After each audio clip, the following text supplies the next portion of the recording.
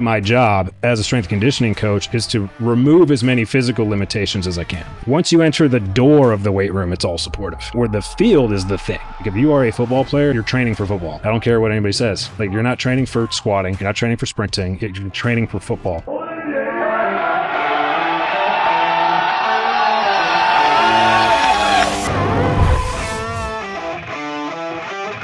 It's time to sit down, keep it real, and cut the bullshit. Welcome to Table Talk.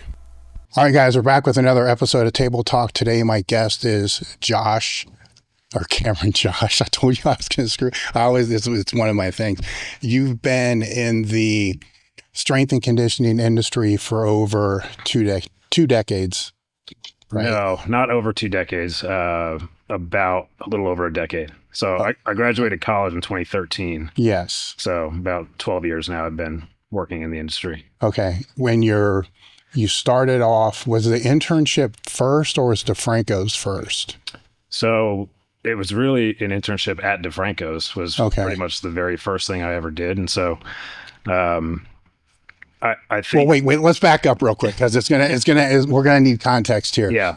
So you played college ball, right? Mm-hmm. But you trained at DeFranco's when you were in high school. Yeah. Right. So that was probably where I was getting my timeline a little bit. Yeah. Right. Why did you decide to train at DeFranco's? Because if I understand correctly, you were working at a donut shop or something like that to be able to pay for the training sessions at DeFranco's. So that's right. With every high school athlete, there's a pivotal point, right? Especially if you want to go on to play at another level where you have to make a cognitive decision. This is what you want to do. Yep. So I assume that's what happened as to why you went to Joe's. But what happened before that to be the catalyst to be able to make that decision? Yeah, so it's that's hilarious that you found that tidbit because that's something that Joe always, it was like I was an example athlete that he would use to say, look, this guy's just finding a way to come in here and he's working at Dunkin Donuts to pay for it. It's like he always used to love telling that story. But basically, for me, it really started, I didn't play football in high school until high school. So I didn't play in middle school. Started playing football my freshman year. And athletically before that, the only thing I had really done as a child, believe it or not, was gymnastics. So I was this like super hyper ADHD type of kid who was in preschool jumping over fences and escaping the preschool playground to play on the kindergarten playground. And I was just a physical wild man. And so my mom said, I need something to help him with his energy. And so she put me in gymnastics when I was really young, about, I think 3 or 4 years old. All right. Hold that thought for a second because I'm going to come back to it. I want to let people know that over the time period that you've been in there, you've worked in the private sector, the public sector, Division I, and now it's a professional level. But even in the private sector, you're working with athletes from young childhood all the way to professional athletes. So I want that context in there of, what your history of work is. And we'll go through the whole timeline as we get here. But I want to throw that out there now because I'm always interested when speaking with athletes that compete at a higher level than high school of what the early childhood developmental years were because they're so formative, and gymnastics and swimming are like great things. So with the gymnastics, when did that start? I think so. She put me in just your typical, put the kids in a class and let them just run around on the trampolines and the bouncy floors and all that kind of thing. What age? Like 3 or 4 years old. Okay. Yeah. So right there.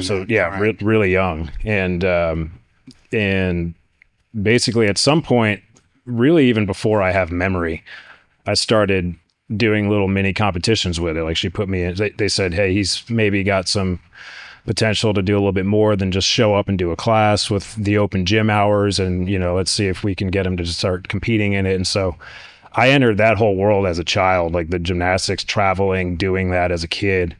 And it was like the only thing I knew athletically, because if you know anything about that sport, and it's even worse for young girls, but for even the boys still, you're locked in all year round. That's all you do is gymnastics. So you have no time to do other sports really. And I see that in some ways as a detriment to me in terms of later on with some team sports and trying to play team sports in high school. And so what I mean by that is basically the base that I I developed as a kid doing gymnastics was all me with my body. But I wasn't using like any implements or anything. And so that's why later on I ended up quitting gymnastics when I was in like 7th grade. I just got tired of it. Didn't want to do it anymore. It was just too much for a kid to travel and compete, and this is all the long hours. You know, I used to go to practice from I think 5:30 to 9:30 p.m. every night as a kid, and it was just like, it was too much.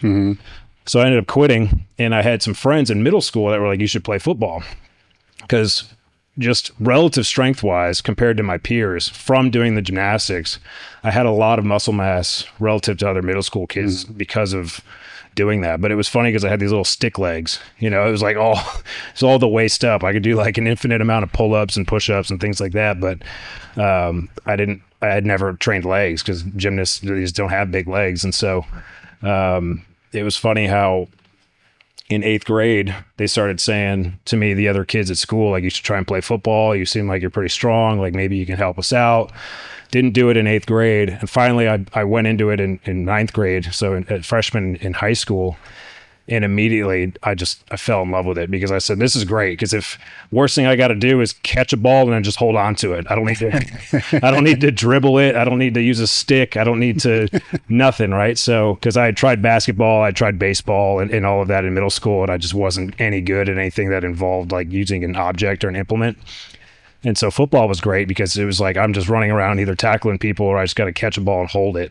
And so got into it in high school, quickly realized what they mean by, you know, big people tend to win in that sport. Like I learned a lot about physics very quickly. As soon as you think you're strong and you got to go hit somebody who's bigger than you and you just bounce right off them, you realize I need to do something else here. Were you defensive back? So when I first got into it, I was so raw. I didn't know the game at all, that my freshman year, they tried to put me at defensive back and it was too complicated. Tried to put me at linebacker, too complicated. And they finally said, you know what, like, you're pretty fast. You're fairly quick and strong and agile. Let's just put you at freaking nose tackle and just beat the center with your speed every single time, you know, as a 15-year-old kid.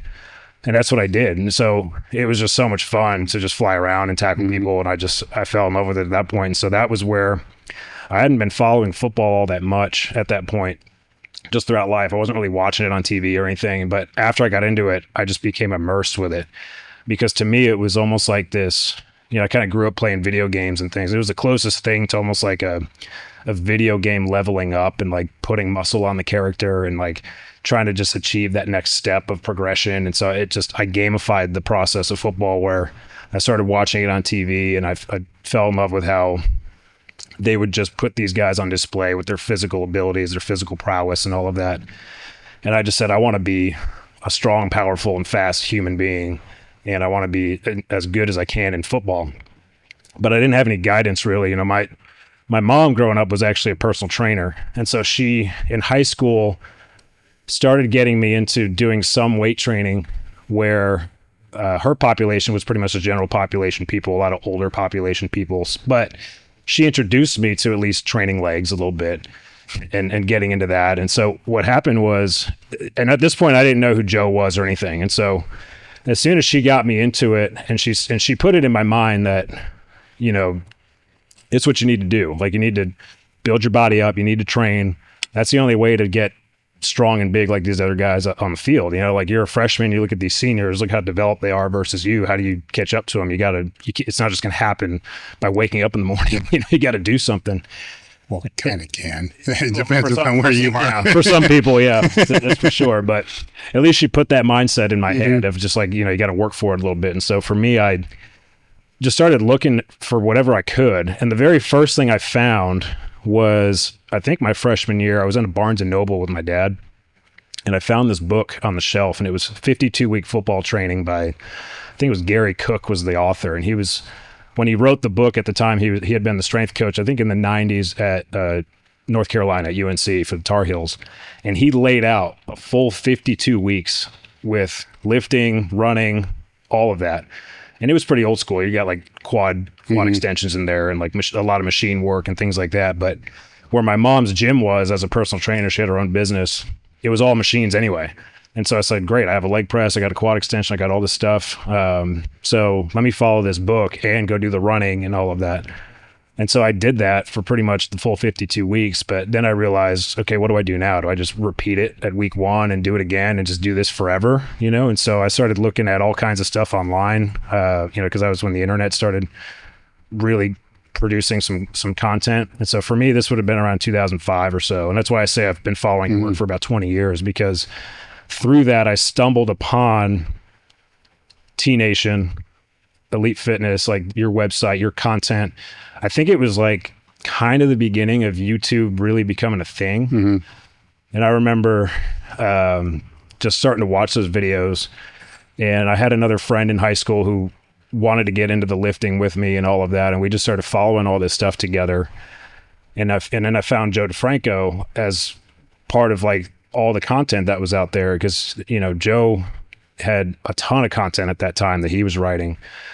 And so I found his website, and then his website was really motivating for me, because it was just like, look, this kid came in like this, look how he left. And I was like, holy hell, like this dude was 170 pounds. Now he's like 205 pounds. Like, that's insane. Look at how he changed and all that. So I was like, who is this guy? Like what's the deal with him? And everything on there was, for another layer of context, I grew up in North Jersey. And so everything on his website was super New Jersey. Oh, like New Jersey, yeah. It was all like, we're like blue collar. We get after it. We're New Jersey proud. That whole thing. His last name's DeFranco. I mean, it's just like as Jersey as it gets.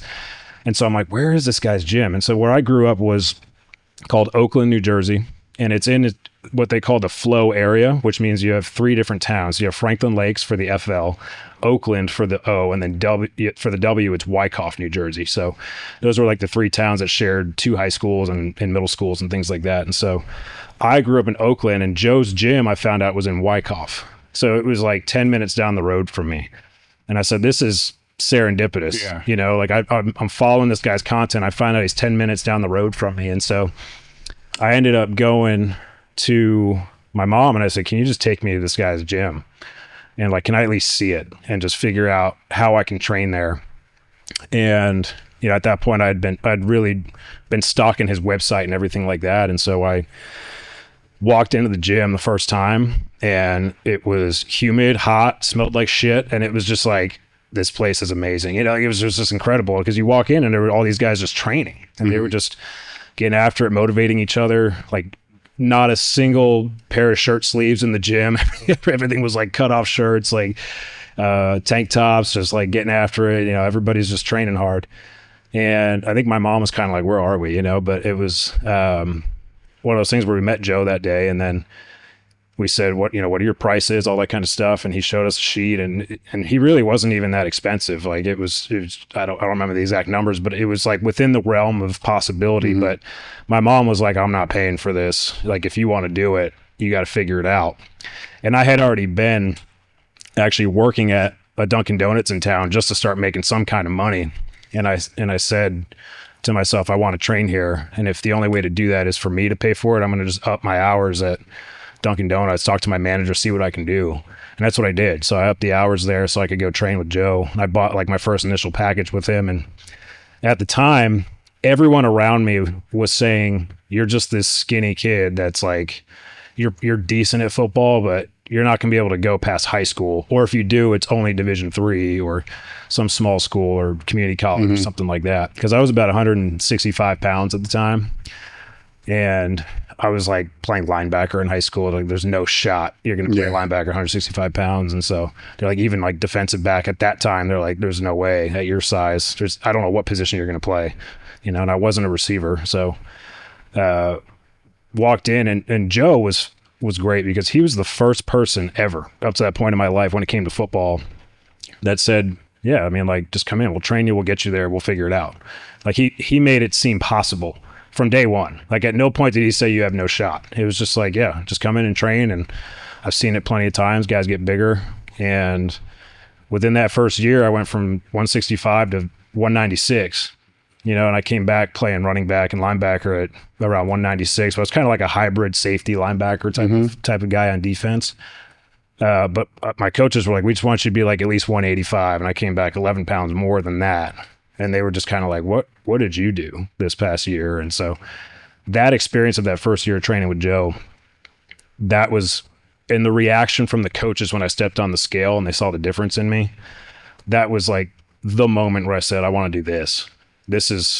I want to keep doing this. What'd your speed do during that time when the weight went up? It got better. Yeah, because it at least stayed the same. Yeah.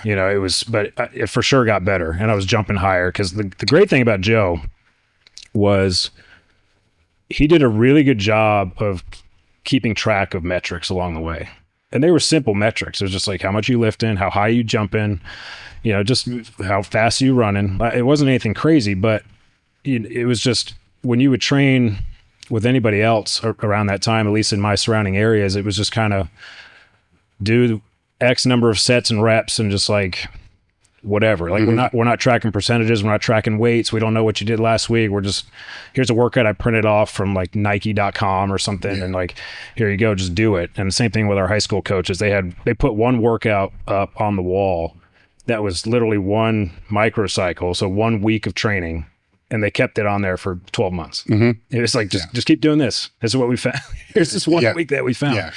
And so Joe was, first guy that was actually had a program that changed. There was variety built into it. He had purpose. He had reason. We progressed through it based on his principles at the time. And he was measuring stuff along the way. He had this big record board on the wall and it was categorized. So you had like your NFL categories, your college, and then you had your high school, and he also had weight classes in there too. So he was really good about, just motivating all of us to where you could say, I'm high school under 200 pounds. I need to get every single record.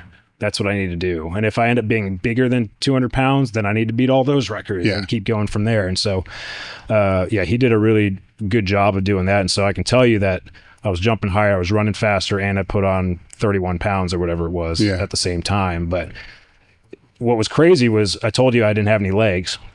Go train with Joe, 100% where everything in the gym was elite fitness equipment. Joe was really inspired by Louie and Westside. So he had his Westside for Skinny Bastards program that people still talk about, because it was just one thing Joe always did really well was he made things really simple and he made them seem kind of cool. Yeah. So it was just this aspect of like, you know what, I think I'm kind of a skinny bastard. Like I need to do this, And so I went in and we're box squatting. That was the other thing too, was like no one was box squatting. Everyone was like regular squatting or traditionally squatting. Joe always box squatted. And from that, my posterior chain from doing like reverse hypers, box squats, we would do some trap bar work, some trap bar deadlifts and things like that. But a lot of it was derived from variations of box squatting, changing the bars out, bands, chains, reverse hyper, a ton of posterior chain work, single leg work, unilateral work, pushing the sled, pulling the sled, sprinting, jumping, all that stuff. My legs exploded. I think like most of that 30 pounds I gained was just in my thighs and like in my hamstrings and all of that. And you might have guys on your team that had legs, but it was like they were all quad dominant, sort of like quadzilla type guys. They didn't have glutes, they didn't have posterior chains, like from the knee down, like their ankle calf complex wasn't really developed, where Joe developed all of that. So it was like, I had big quads too, but it was like a ton of posterior chain work. And I think from that, I just developed so much power through my hips at the time that all the beginner gains I had were the right kind of beginner gains to where I really was like, I remember having the sensation of I had been training with him for a little bit in the winter and we weren't really sprinting because it was winter in New Jersey and I didn't even think to like try and bundle up and go to a field. I just didn't know what I didn't know at the time. So I wasn't doing any sprinting. And then I remember after like those 3 months of just training in the gym and doing some dynamic stuff in the gym, whether it's dynamic squats or box jumps, or he used to have one of those tread sled machines. So we would sprint on that. We would push prowlers around inside the gym and all of that. I just remember when I went back to sprinting, it felt like when I took a step and I could feel the ground, it was like I was running on one of those fast belts at the airport where it was, I'm not even trying that hard and I'm just covering ground. It was just, it was insane. The sensation of that. And just remembering how good it felt to run after having those muscles developed and all of that. So now, was he with you at that time? Because he's evolved, right? Yeah. Was he working with any of the running mechanics, or was he using like the prowler pushes and stuff like that for shin angle and stuff? He was he was never the type at that time to harp so much on technique and like all the stuff that's really trendy right now. Well, it was back then too, because he left a place that was all that. That's right. Because he worked at Parisi Speed School. And so he knew all that stuff. Yeah. But here's the other thing that's really good about Joe. He knows when to say what, like he knew when to give the right cue at the right time. And so in his mind, if he doesn't even need to address knee drive or shin angle or any of that, and it's just sort of happening, he's just going to let it happen. So I think for him initially at the time, for us, it was like, let's just get the output there. Like, I don't want to, at the risk of them not jumping as high as they can or running as fast as they can, I don't want to give them these cues that are going to overstimulate them and like cause them to almost slow down because it's paralysis by analysis kind of thing. And so he didn't harp a ton on some of the techniques like that. But to your point, because we were using tread sled, we were using prowlers, a lot of these things almost put you in the positions you need to be in just by default because you had the resistance there. And so so a lot of what we did was resisted based running in some way, shape, or form. And so I think that was the other thing. Like, we weren't doing a lot of unloaded sprinting because he just didn't have the room for it in his gym at the time. We had the weight room with a tiny little strip of, it wasn't even indoor turf at the time. It was just, gym flooring that the prowler could still slide on. So we would do a little bit inside, but most of the prowler work was outside on the pavement where there's holes in the pavement. You're pushing a thing, it's getting stuck in a divot somewhere and you're flipping over the prowler or whatever it is. And that was pretty much where like my whole speed training base started, was with the resisted work. And so it's hilarious to think about years later how literally my PhD supervisor, JB Marin, repopularized using resisted sprinting and some of the heavier loads and the positive benefits of that for acceleration. And I'm thinking, I did this in 2007. It was just like Joe knew it at the time. And I think some of it was just he had to do it that way because he didn't have the space. So he's like, how can I get them to run more if I don't have the space? I mean, we'd slow him down with resistance and still keep the intent really, really high. But he was also really good where he would, from time to time, take us to a field and have us do sprint workouts. And that's where he would start talking about the technique. And because he certainly did know it, to your point, because when he had his combine classes and all of that, he would take them and teach them all that stuff, the upright mechanics and all of that. So, yeah, he was just really good about communicating as a coach. All right. So if we take with Joe at that time and you and what you're observing, if we take the combine prep people out of the mix, right? Because how do I want to say this? That's not training them like they're actually athletes. That's training them like for like tests, like a powerlifting meet of different events. So we exclude those guys. Now, when his top athletes would be there, the NFL guys, were they doing the same things that you were doing, or were they training differently? I want to take a moment to give a shout out to my friends over at Mastonomics. I use their podcast a lot when vetting guests for the Table Talk podcast. I also listen to it a lot just because it cracks me up. Their YouTube channel is great. The podcast is on there, but they also have home gym reviews. Their apparel line is amazing. The standout products for me are these drink spotters. Rarely is it used for holding drinks. We have one on the monolift that holds the collars in between sets, smelling salts, chalk, whatever. You'd be surprised at how much crap you can put into one of these things. Their stall mat coasters they brought out last time they were on the podcast. These things are great. Check out their website, mastonomics.com, as well as their podcast and YouTube channel. Yes and no. So the general template of what they were doing was the same. Yeah. And Joe actually wanted that because he wanted the experience for a high school kid to actually train alongside an NFL player. Now, within that, if you had some of these guys that were in the NFL, there were some advanced things that they would do that we wouldn't be doing in high school because we just weren't ready for it yet. Yeah. But you still got the opportunity to train alongside these guys in the NFL. And for me, that was everything. Well, it's huge. But if you think about it now with your experience looking back, it's also really beneficial to them from a cultural standpoint because they're able to go back and see why they fell in love with the sport in the first place. Yeah. They're 10-year veteran. They may not actually love the sport anymore. It's a great point. You see? Yeah. But now they see everybody striving to be that. Yeah. So a little more gratitude, asking themselves, am I actually doing what I should be doing? Yeah. Which is a big question that we'll talk about as we continue to go through. But that's why I asked that question though, right? Because when you're in a developmental phase, right? High school kids are in a developmental phase. Now you're going to be at the Lions here, right? Now you're dealing with people, they're developed. They wouldn't be there, right? If they weren't developed. So now it's a whole different training. It's a whole different way to look at the training, where it's, I'm sure you've said the same thing. Training is very simple, but it's also complex. Yeah. Right. And people don't understand. And can you pull that diagram up? I had Dr. Dwayne Jackson out last year, and he's got a biopsychosocial model, of training. Yeah. And the Dwayne Jackson one, not the football one. So that one. This one? Yeah. All right. Yeah. All right. So for those that are listening, when we say that training is simple, right? You have the biological, the psychological, and the social aspect, right? Which Joe had in there, where if I want to boil it down to make it even simpler, you got mental aspects, physical aspects, and technical aspects. Yeah, absolutely. And that's it, right? Now, if you want to make it complex, you look into each one of those things, and that's not even touching the surface, by the way. No. Every one of those can just be amplified to the highest degree. And your PhD is studying on one minute aspect of this whole overall overarching system that kind of plays into that to where it becomes complex, right? Yep. And that complexity, the more developed somebody gets, the more you got to look at the minutia or the margins, where I rant all the time about people in these industries focus too much on the margins and not enough about the core, which is the simple stuff. Yep. Do you have the right coaching? Do you have the right technique? Do you have the right environment? Environment, where do they come from?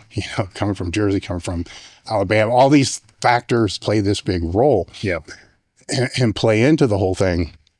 And what's remarkable to watch over the decades is how every one of the little minutia things will, come and become a trend, right? Then they lose sight of what's in there. They think it's the thing. Yeah. And one of the biggest qualifiers for it is, where's the athlete now?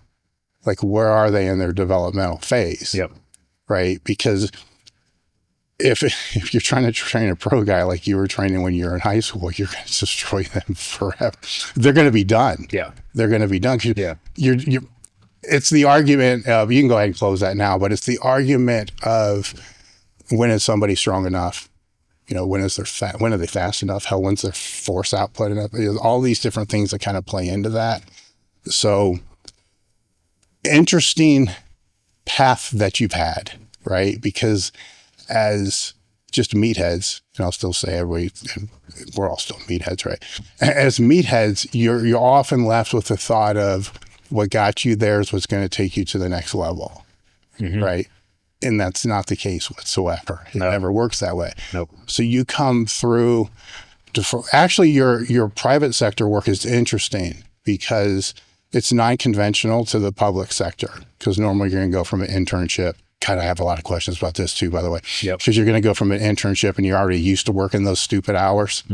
Where you're in a private sector where you're not really working those hours. You have a little more freedom. You're still working all day, but there's breaks. Yeah. You create the schedule a little bit. You kind of create the schedule. But the advantage there is you're working with a lot of different archetypes, Absolutely. throughout that whole thing. So it's not just that one archetype. When did you start, and I'm going to suspect it's probably when you got to the university, when did you start to realize that your bias on training from what worked for you wasn't going to have the transfer to higher level athletes, not professional athletes, but just because D1's a weird one too, because you're getting athletes in weird places too. Yeah. I would say when I first started thinking about it was training with Joe throughout high school. A ton of it was strength based and explosive power. I mean, that was like the bulk of everything we did. We did some elastic work and reactive work in the form of depth jumps and things like that, some plyometrics. But a ton of it was still very much biased towards the lifting and just being a strong guy. And so when I got to college, so I still credit Joe for all the success I had training with him. How that allowed me then to have the body to play in college. So I ended up playing at the University of Rhode Island, so FCS ball. Still some really good, talented players in that level of football. And I remember getting to college as a freshman, and like day one, they had all of us do a 225 bench test. And I'm like nervous for it. Like, am I going to be able to do enough reps, as an 18-year-old kid? And I was nervous where I didn't know if I was going to be able to measure up with the other guys. And I'd known how I was at DeFranco's, but I had never had the college football experience yet. I didn't know what was going on. And so when I got there, I think we went alphabetically. So my last name's with a J, so I'm somewhere in the middle. And I started watching all these guys before me get under the bar, unrack the weight with the strength coach, and get stapled with 225. I mean, absolutely stapled. They might have gotten maybe 3 to 5 reps at the most, up to when it was me. And all of a sudden I'm like, okay. And I got under the bar and I did 22, 21 reps, something like that. And because I remember the strength coach, he like gave me the lift off. And then he kind of had his hands on the bar still, where he was like, he's thinking it's going to get stapled. And then after my first 3 reps, he backed up completely. Like, he took a full step away from the bench and just like let me go. And then I racked it. And I remember some of the coaches and things were just like, who is this guy? Like, what is that all about? And so I'm thinking like, I'm really going to do some stuff here, in college football. And because at that time I was blinded by the assumption that if I just trained really hard and harder than the next guy, I was going to be a better player. That ain't the reality. How it works out. And so I found out real quick playing college football where, sure, I showed up day one and did 21 reps on the bench press and impressed some people with that feat in the weight room. But then I remember our very first practice of training camp, my first year there, we're doing one-on-ones, and I ended up playing defensive back in college because I came in around 205 pounds, and so they put me at safety. We're doing one-on-ones against the receivers, and I line up against our best receiver my first day of training camp, and I'm thinking, like, I've been training, I've been running, I'm good, like, let's see how this goes. And he literally looked at me, and he said, "Are you sure about this?" And I said, "Yeah, why wouldn't I be sure about this?" I said, "Okay." The ball snapped. He made 0 moves. Nothing, just ran right by me, about 10, 15 yards of separation, caught the ball, and that was it. And I was like, holy shit, what was that? It was just, there's a skill level here that I just didn't see coming. I was a first year player. This guy might've been a junior or something like that at the time. He had been playing in games, and he had already gotten some years of college experience, where that was my first lesson of, okay, it's not just all about the lifting. There's more to it if I want to be a good football player. And then the other example I saw was later on in college, where there was a guy who came in at the same position as me. So again, I played kind of like a hybrid safety linebacker position. And I'm about 5'9" and like 205 at the time. And this guy came in, he's longer, leaner, about 6'1", maybe 195. And they put him in the same position as me. And I remember there was a day where I went to go hit somebody, and I like bounced right off this tight end that I was trying to hit. I just didn't make a good tackle on him at all. Didn't feel good about it. Didn't have my hips underneath me. Like, the technique aspect wasn't there. I just bounced off the guy. And then another tight end lined up who was equally as big, and he runs a route. And then this other guy who's skinnier and taller than me went out and just blew this guy up, like completely lit him up. And I remember thinking, like, man, that was a hard hit. I wonder, like, how much this dude lifts, We go in the weight room, and we're doing a squat workout, and he can't do more than 275, like, not even close, like, he's just not strong. And I'm doing 500 at the time or something like that. And so that was when the light bulb went off in my head, where I was like, so it's not just if I squat more, I become a better player, like, there's more to it than what I might have thought. And I wouldn't say anybody like put that in my head, because like certainly Joe knew that as a fact. Like, he didn't put that put that in my head. For Joe, it's just about come in and do better than you did the day before. Where for me, I just thought, I think my natural bias was that I was good at the training. I enjoyed that part of it, and that was what I had come up doing in high school. And I fell in love with the training side, and I wasn't doing enough of the skill development side to be really good at football. Yeah, well, the counter that we'll hear to that is the genetic component, right? But they don't understand that there's training components to all those other skills, you know. So it's for sure. We all understand the training component in the weight room. Like, here's this lift you have to train, you know, and conjugate it down, break it down into its segments to be able to build it all up. But that's also still true with basically everything else that falls in that psychosocial biological model, and which becomes vast, right? Which also can become another really weird thing to navigate, because I'm sure at your level, when you're speaking to other coaches that have around the same knowledge base, they'll wonder why you're not doing certain things, right? And when you have this giant model that has, I'm just going to throw a number out randomly, 300 different attributes that feed into it, which is probably at least, right? I'm trying to make this easy. There might be, out of that 300, you know, 70 of them that are just, they're there. You know, on a scale of 1 to 10, they're 5 or 6. They're good enough. But there's a bunch of them might be a 1 or 2.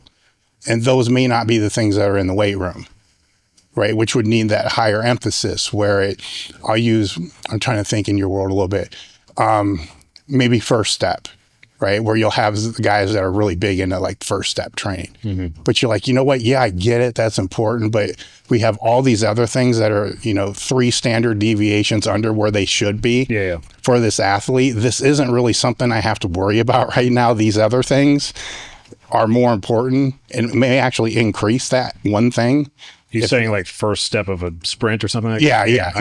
Yeah, just that. Because it's everything trends. Oh, yeah. Right. I have no idea what's trending right now in that realm, but everything. There's a trend of the second step too. The second step, right? You see, yeah. To improve the second step. Yeah. Yes. And maybe it does. You get what I'm saying? But when you're looking at that whole model, you know, it could be just the communication among the coaches is so shitty that all the emphasis needs to be there before this can really be addressed, because if that's fixed, then everything else is going to go up because of all that. It's the minutia, and not looking at that whole model of things that play into it, which there's the complexity that's overwhelming and rabbit holes that you can go down for months on end for one little attribute that may not even, at the end of the day, may not even matter, you know? And so that might be one thing. How do you resist that?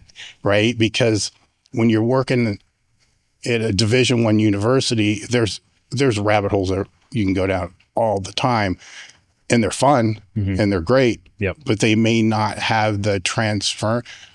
Actually, let's define what you're trying to develop first, right? Because the powerlifters will understand that. You go to a meet, there's squat, bench, and deadlift. You got to conform them within the meet. That's simple. You have to increase performance on a field, right? And the way I like to kind of boil it down from there is you have that performance on the field. And if it's somebody that's in, I don't like to say strength and conditioning, like performance enhancement. If you're in performance enhancement, you know, what are the metrics that are going to have the highest correspondence to that performance on the field? Because if you can't define and measure those, you're already fucked, right? So more or less, the ultimate goal is their performance on the field, right? So how do you go about measuring that? Because it can't always be wins and losses. Yeah. Well, there's layers, like you talked about. There's complexity to it. So I've been really blessed to have amazing mentors and people that have just stumbled into my life. And so Joe being the first one. And from day one, Joe always told me, if you want to work in this field, you have to be open to understanding other people's ideas and other viewpoints. It's not just about West Side for Skinny Bastards ad nauseum forever for the rest of your life. There's always things we have to learn, always ways we can improve, communicate with people, talk to other coaches, all of that. And so he was always really good about having people underneath him develop that mindset. And so there's another guy that worked for us at DeFranco's named Mike Wodango, and he's got his own brand now. He's doing a really good job. He's killing it. He's also a North Jersey guy. He's like Joe. He's never leaving Jersey. Like he's just got his gym the next town over. And Mike at one point went to Pitt and did an internship with Buddy Morris and James Smith at Pitt when they were there. So Mike comes back, and this is right around the time where I had asked Joe, can you help me? Can I shadow you? Can I just be involved more? Like, can I come in and train in the morning and just like hang out the rest of the day and just see what you're doing, pick your brain, be a fly on the wall? And so that was where I kind of became a pseudo intern. Was while I was in college, I would do my session. I would just hang around the gym. And so at that time, Mike was a hired coach at DeFranco's, Gordango. And so Mike had come back from his internship at Pitt with Buddy and James, and he was then working at DeFranco's, and that was all around the time that I started shadowing all of them.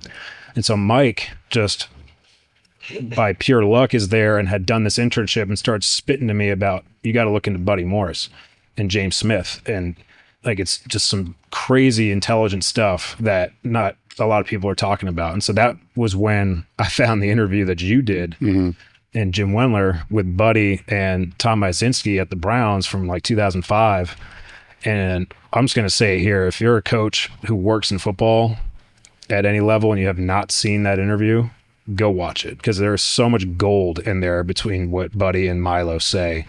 It's incredible that still 20 years later, we're not thinking about in the way that they're telling us we need to think about back then.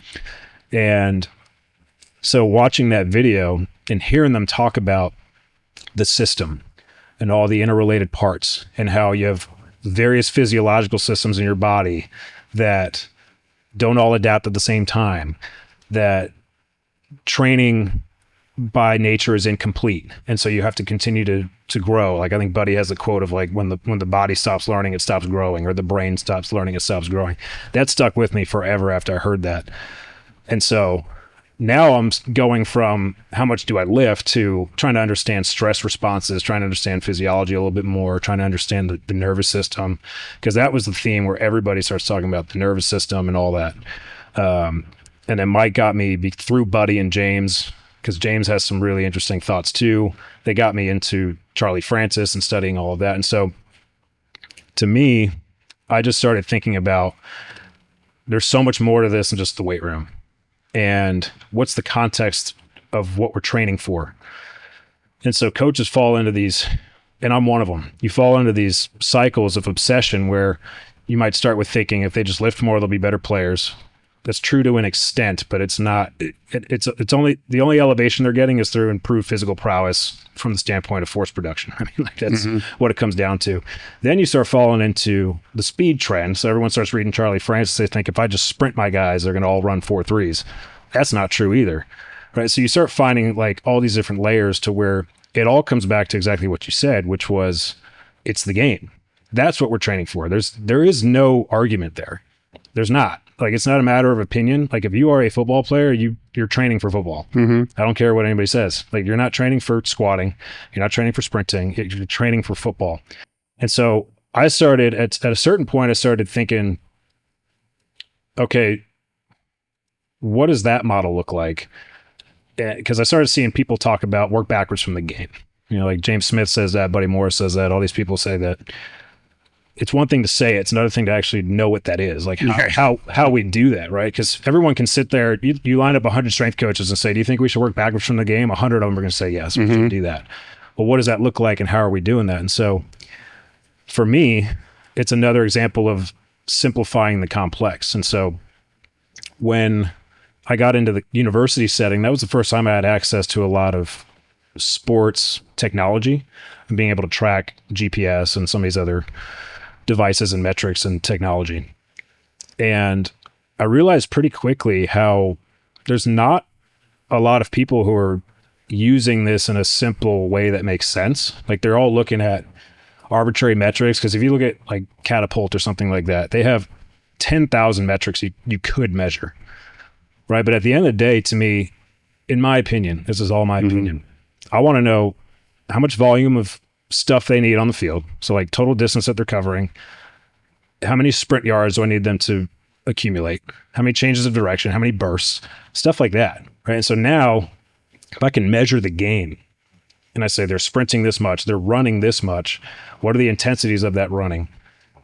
I've got a roadmap, literally from the game, that I can work backwards from and say, when I'm designing my sessions, when we're doing conditioning, how much volume do I need? How much running should I do? And is it just doing 110s and gassers? No. They sprint, they burst, they cut, they change direction. So yeah, sometimes we're linearly running to build volume there and time on feet and foot contacts and all of that, but I'd still need them to burst, change direction, push a prowler. I mean, they're going to push people around, they're going to change direction, they're going to stop, they're going to sprint, they're going to run long, they're going to run short. So you just start looking at all the aspects of the game. And so what I started thinking was, you can take it as far out to where you're talking about something like a biopsychosocial model, or another model that I learned from one of my mentors, Fergus Connolly, is like the 4 coactive model, which is just pretty similar. It's the physical, psychological, technical, and tactical, which that comes probably all the way back from Soviet literature and things. We live in some crazy times right now where there's not a day that I don't go on the internet and I see some BS crap about this research study or this research study. This isn't new. I've been in this industry for 4 decades. One thing that's helped me is 8 years ago, the Mass Research Review started and became a godsend. The Mass Research team are professional researchers that are also meatheads. So they've done this great job of being able to take all these topics and put them into this research review that I get every month. I'm excited to partner with them. I spoke with Eric Helms about this on the podcast. It's simple, it's easy. They're offering a 20% discount to all podcast listeners. The code is elitefts20. When you join, you get the research review, which is going to be sent to you every single month. That has 7 to 9 articles in there. The archive, which is 1,500 articles, thousands of videos. Just head over to massresearchreview.com and use the code elitefts20. The link will be in the description. So whichever one you choose to look at, you're realizing, okay, all of this exists together, like we just talked about. It's all happening at the same time. We can't separate any of those components ever. But where is my realm, and where do I need to maximize my time and what I'm doing? I'm not a sports psychologist, so it's not the psychological aspect, but I still need to know a little bit about psychology in order to help motivate my athletes, keep their positivity about them, understand when I need to intervene potentially, or even refer out if it gets bad enough. You know, there's aspects like that. I'm not a football coach, but I need to know enough about the game to understand joint positions and joint angles they're trying to achieve, positions on the field. What do the specific strength qualities look like that they're asking of this lineman or this linebacker? You know, what's he going to be asked to do? Because that then determines my realm, which is the physical dimension or the physical realm. And so I started thinking to myself, I would say that in my role, it becomes about knowing as much as I possibly can about all of that stuff. You know, like Buddy Morris in that video with you guys, he talks about just knowing everything as best you can. But on paper, really my job as a strength and conditioning coach is to remove as many physical limitations as I can. And so the huge area of what I'm looking at is the physical dimension. And so if I look at all of these aspects of what goes into the game from a physical standpoint, whether it's physical health or physical performance, that's where I need to maximize that as much as I can, because in theory, if I can remove as many limiting factors physically from this guy's performance, I have now freed up potentially some current adaptation reserves available to them for psychological, technical, tactical. So if I line up on the field and I'm worried about, am I fast enough to do this? Am I in shape enough to do this? My knee doesn't hurt, or something like that. If I don't have to think about any of that, and all I need to think about is like, what's the play? Where do I line up? Let me just execute. I don't have to even think about anything physical. There's nothing hurting me necessarily or really slowing me down. I don't question my ability physically, all of that. In theory, if I can maximize that, now I've just freed up so much more room for them to just line up and play the game. You know what I mean? 2 things that went through my head through that is, when you're measuring time on feet, how does total game time, or more importantly, total practice time, say when they first get back? You know, say they're on their feet 6 hours every single day, you know, but as you get into the season, that's going to drop down right? But you have to have them prepared to be able to be on their feet, just standing, right? Assuming they're not doing anything. Just 100%. You're a coach. You know what the hell it's like if you're standing on your feet for 10 hours a day. So glad you brought that. So that's one component that I can see overlooked real quick. Absolutely, it is. And then when you're trying to remove the things that are going to inhibit their performance, what comes to my mind is, if they're already developed, that makes a lot of sense, right? Because you're kind of looking at what's the minimal effective dose. But if they're not developed in certain areas, yes, you're removing, but you have to add, I don't want to say extra, you have to add the stimulus to create the adaptation, which we'll get more into that, that they're going to need, which may have some systemic impact. Absolutely. That's going to have to reduce some. They're two different type of athletes, right? I think you're going to run into that when you get to the Lions, right? Because they're developed. Well, I'm assuming, right? It's never make assumptions, but I'm assuming, which that would be more of that defined, let's remove all the things to be able to increase their performance, which doesn't mean you're removing all training, right? It just, in a way, you're kind of removing all the training they don't need. Yeah. That's a great way to put it. Which is going to be a lot, right? But they may not need a lot of increased adaptation at that level, where at other levels, the high school level. Yeah. It would be, in my brain, it would be defined a little bit differently, but you're also going to have other qualities you're not worrying about because they haven't even developed them to that highest degree yet. Yeah. Well, that's where it's a great point where the higher the level you go, the more the game itself, the stress of that stimulus becomes off the charts. So, when you're at the high school level compared to I'm playing in the NFL every week or even practicing in the NFL every week, the stress of the game itself is so much different. The outputs of the game required, all of that stuff. It's just different. I mean, it's not even close to the same level.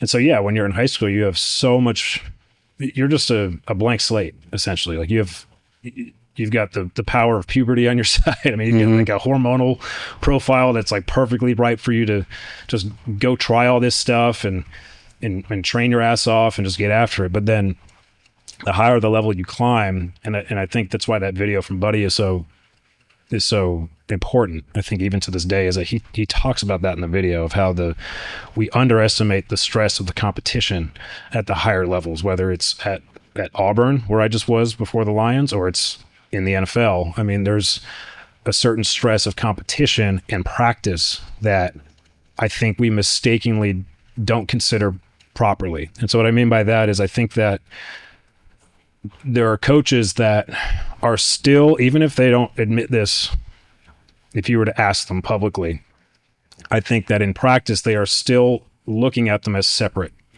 to where there's what we do in training, then there's what we do in practice, where I don't look at it that way. I look at it as everything we're doing is loading the body in one way, shape, or form. And so whether it's practice or whether it's training, how the hell is my body supposed to know the difference between what's training, man-made training versus man-made practice? It doesn't know. It just knows that it's being loaded in some way, shape, or form, whether it's a high velocity load, a high force load, whatever it is.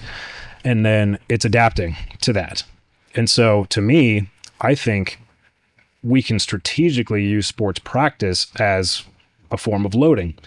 And then if we can better understand that load, that allows us to then be a little bit smarter about what we can cut out or what we don't need in training. Because if we're saying, oh, I want to do all this fancy field work or something that I saw from an article on this website, and I want to be the coach that implements this and gets the credit for doing this with the athlete. But you look at the GPS report and I'm doing like accels and decels with this guy on the side, and I just look at, he just did like 50 of them in practice. Like what, why would I need to do that he's doing it organically just through sports training. And so my boss that I worked with at Auburn, Dom Sadzinski, he was really good at that.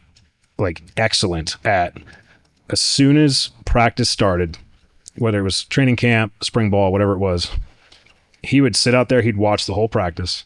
He would take his own notes. Then he would come back and ask for the GPS report that I would provide for him, and one of our other practitioners or coaches would provide for him as well. And from there, he would say, we can cut out all this from the weight room. Like these are things we don't need to do because they're getting all that stress out there. And so to your point, like the time on feet and all that stuff, like those are all considerations that need to be made because, you know, if you talk to some people, they look at something like total distance and they say this metric is useless because I just need to know like the highest intensity aspects of the game. I don't care about him just standing out there, walking around, whatever, but you have to, because that's a stress, exactly to your point. So like when I'm at home and I have a little bit of a break from coaching, then I get right back into coaching where we're coaching for 8 to 10 hours a day and I'm taking 40,000 steps a day. The very next day, you know, I get up in the middle of the night to take a piss and like my Achilles are fried. My feet are fried. You feel it in your knees and ankles and everything. So there's something there. There's a load that's happening there. And if we don't consider that as part of everything else, then, I mean, if you're sprinting your guy and you're doing all high intensity training and all of that, but he's only getting like 10,000 yards a week. And like at Auburn, we would get upwards of 30, 40,000 yards in 1 week at the peak of training camp. So if all I've been doing is 10,000 yards a week, even if I'm doing high intensity training and I'm sprinting, I'm doing plyometrics, all that stuff, just the volume of now going basically quadrupling what I've been doing. Of course, stuff's going to pop up. You know, it's like, you know, I know you had Tanner Shuck on here. He's competed in CrossFit and all that. So if he was only lifting and then he just went and did a CrossFit competition where now he's doing 100 reps of squats, you know, even if he could squat, you know, 600 pounds, but now he's doing 100 reps with 135, we'll say, or something like that.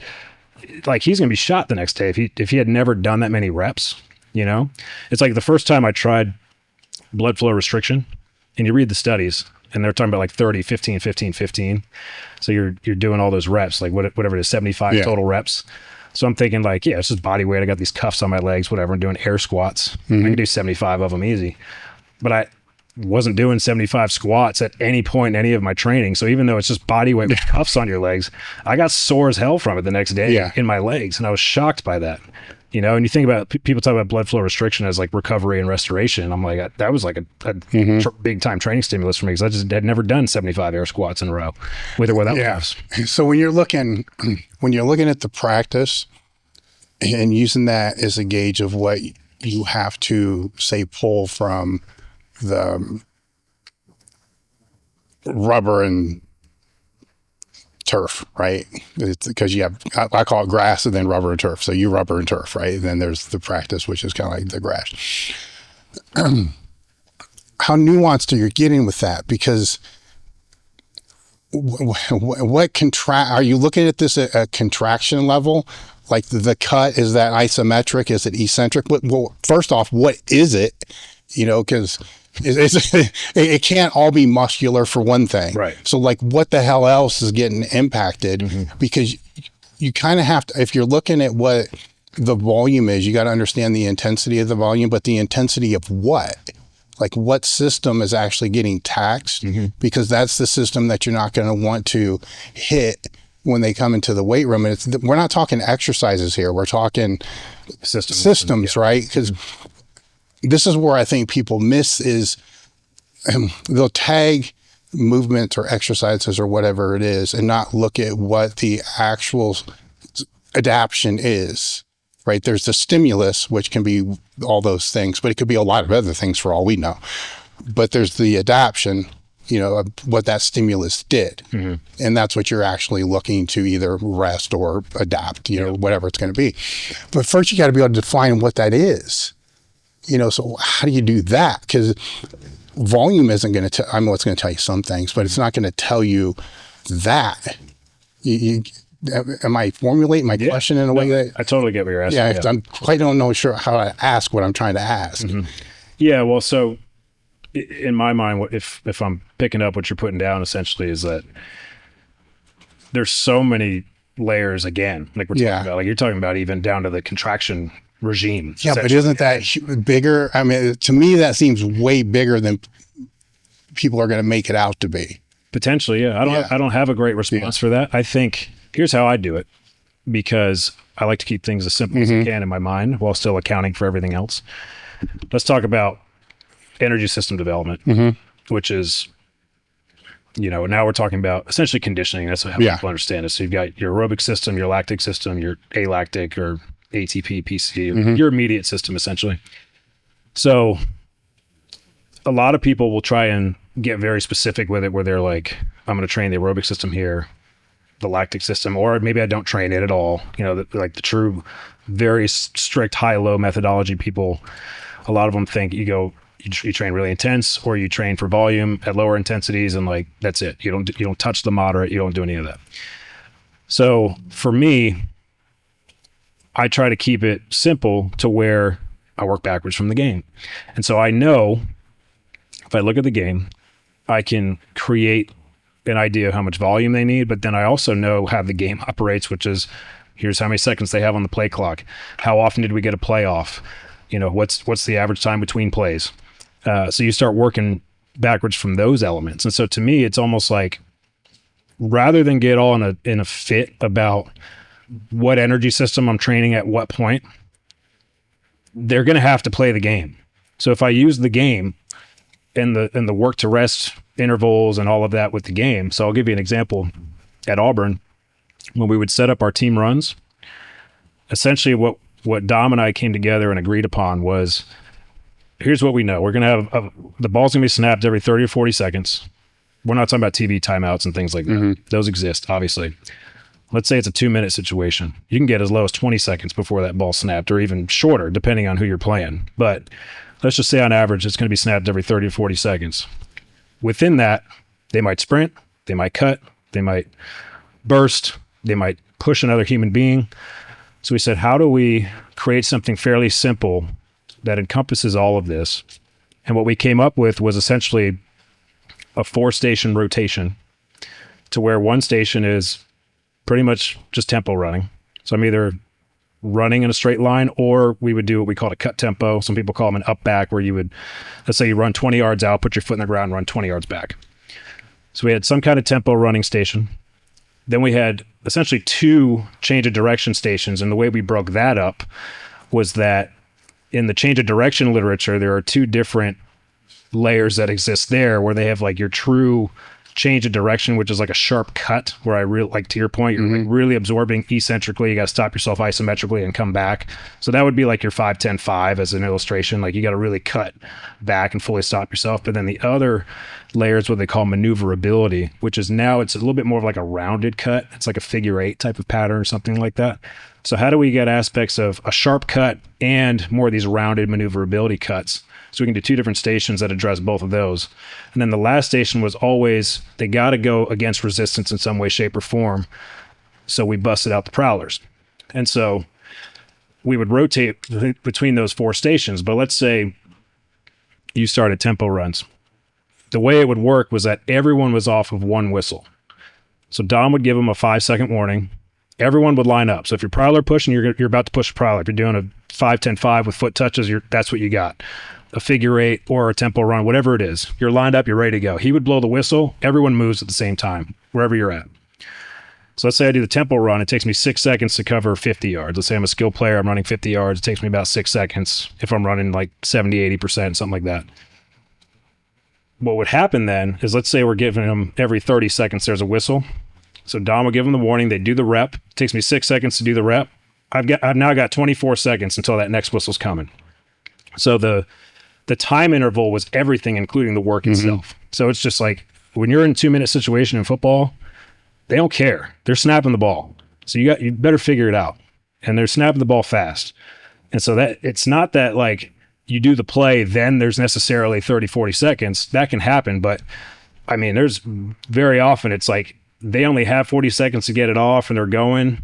I mean, they're just snapping that ball when they want to, and it can be fast. And so let's say you're at your station, you do 6 reps of that station, then he would blow a big whistle, everyone would rotate to the next one. And so now, let's say you do 4 stations, you're doing 6 reps at each station. So now you got 24 reps of stuff. And I say stuff because you're running, you're cutting, you're pushing a prowler, whatever it is. So now we're completely within the work to rest ratios of football. We're doing various activities that might be associated with football at a very general level. I'm running, I'm cutting, I'm maneuvering, or I'm pushing against something with resistance. But now we can also count our reps. So if I'm in practice as a football player, maybe I get 60 reps in practice. So I need to like eventually work to where I can do 60 reps of stuff. And when I say stuff, it's, again, it could be an individual situation where I'm a tight end. I'm with my tight ends coach. We're working on catching the ball, working on blocking the sled, whatever it is. Yeah. Now we're going to 7-on-7. Now we're going to team. Now we're going to special teams. Like, it's just stuff. It's all kinds of stuff that's going on the whole time. So maybe of all that totality, I'm doing 60 reps of something in practice. And so I got to work my way up to just being able to do 60 reps of stuff. And so we didn't have a lot of time. That's the other thing when you think about college strength and conditioning in the off season. I think we get 8 hours a week with them. And then when practice starts, they get 20 hours a week with them. So it almost triples. Mm-hmm. It at least doubles. And so we had to figure out how can we get as close as we can to when they're going to get 20 hours of practice a week with only 8 hours available to us. And so what we would strategically do is say, okay, we know we got to work up to potentially down the line, they're going to do 30, 40,000 yards of total distance in a week. Can we get to as close to 80% of that as we can? Can we aim for like 20 to 25,000 yards by the end of summer? Then can you strategically utilize communication with the coaches to where now we're not just jumping right away into full volume practice. We're having some kind of stepwise loading. And that's what I mean by, like, you can use practice itself as the next progression of loading. Well, I was going to ask how this fits in the annual plan, but you just explained that. Yeah. And so to me, if you go back to that design of that conditioning session, is it aerobic? Hell yeah, because you're doing stuff for an hour straight. No question, there's an aerobic component to that. But is it strictly aerobic where it's like, you know what I'm saying? So where in football doesn't care about your thoughts on energy system. Sometimes your legs are heavy, you got to line up and figure it out. And so rather than stress about like, we got to keep them under 70% intensity so we can keep it aerobic. Like, I almost never want a player to have that mindset of like, I need to tone it down. Instead, I would rather say, I need you to keep going. I need you to finish every drill. Your intent is always maximal because that's what we're going to ask you to do in practice. That's what we're going to ask you to do in the game. I'm not going to tell you to just be out there and take a play off. That's ridiculous. Nobody ever says that. Then on my end, as a practitioner, as the coach, I can strategically design it to where I know, even if you're going as hard as you can, you're going to slow down because we're blowing the whistle every 30 seconds. There's no way you can sustain maximal output that long. So by design, we know it's reduced intensity from a true maximal output session, but their intent is always there to just get after it. And so, yeah, at some point, especially when they're pushing those prowlers and you do, even if it's only 10 yards, you do that every 30 seconds, lactate's building up. Mm-hmm. But that's all right, because every now and then in the game, they're going to experience lactate that builds up. And then they got to figure out a way to flush that thing out as fast as they can, whether it's like they just learn to tolerate it through lactate tolerance, or because of everything else we're doing, the aerobic system becomes pretty developed just from an hour of doing a team run that you eventually learn to flush that stuff out a little bit faster. But you want to talk about psychosocial model, like that kind of a setup is tremendous for that, because now the feedback we've gotten from players with that type of a setup is they say, this feels like football. This feels like how I feel when I'm tired in football. Whereas back in the day, you give them gassers and 110s, they're like, this sucks and feels nothing like football. Yeah. You know, like, when is a lineman going to have to run 110 yards for 16 reps? Dave Tate here from Elite FTS to talk to you about bands. We've been a supplier of bands for almost 2 decades now. So I've known my way around the band landscape. When I'm talking about bands, I'm talking about floss bands, long bands, short bands, bands you can use for resistance training, mobility training, body weight training, and flossing. One of our most popular bands, or actually our most popular bands, are the long bands. The long bands are typically used the most with squats, bench presses. Our floss bands are bands that you wrap around the joint to be able to help with mobility, circulation. And the short bands are designed for shorter range movements, bench press, deadlifts, and a lot of times people will use them with resistance machines to help accommodate the strength resistance curve. Head over to elitefts.com and look for bands in the toolbar or blowout menu. I mean, it's just never going to happen. So that was where we just tried to agree on, can we make it feel more like football, use actual football to design it, work to rest ratio wise, total reps, total distances, number of cuts, all of that stuff is based on what we're getting from GPS. And we would match it up, and it would match up pretty well. And that just came from that mindset of working backwards from the game to where the game is our roadmap. It's not just some exercise physiologist that came out and lectured to us and now we're just doing whatever he says. We're going beyond the lab. Like we're going to the game. Did you find that when it felt like football, which is what they love, right? They're not lifters, they're football players that lift. What buddy say? Lifting is like their GPP. Yeah, football is their SPP. That, and when it felt like that, and they liked it, even though the intensity, the effort's high, that they recovered better because I've always wondered, like, given the same stimulus, if all variables are the same, but they hate one thing and they like one thing, my thought process is they're probably going to recover better from the thing that they like, because the mental stress of just hating that thing is also going to compound onto what they have to recover from. But I can't prove this, right? But if you had that group and they said that felt like football, did you see that the recovery metrics were better? I would say, so the way that you just framed that, I would never say that they liked. But they accepted it as a necessary evil. Yes. Is probably a better way. We think it's going to help them get better. Correct. That was where we got buy-in from it, because they realized this is exactly how I feel when I'm tired in the fourth quarter, whatever it is.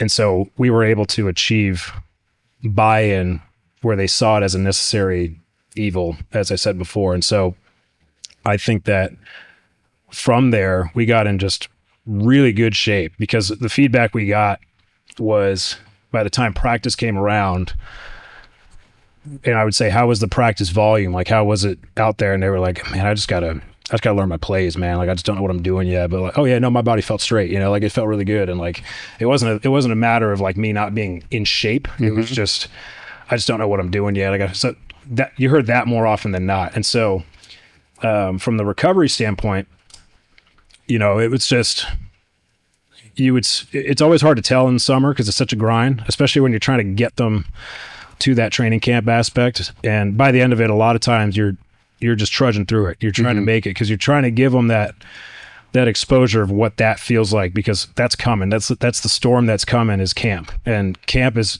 nobody ever breezes through camp. And so I would say, from the standpoint of soft tissue integrity, we saw some really good improvements when we started doing that, to where if anything was really going to happen from that standpoint, it always kind of happened really early. Like if it was a transfer player who had never done a team run like that necessarily and had all those elements, they might have been used to doing like gassers or 110s or like running, but not all of that together.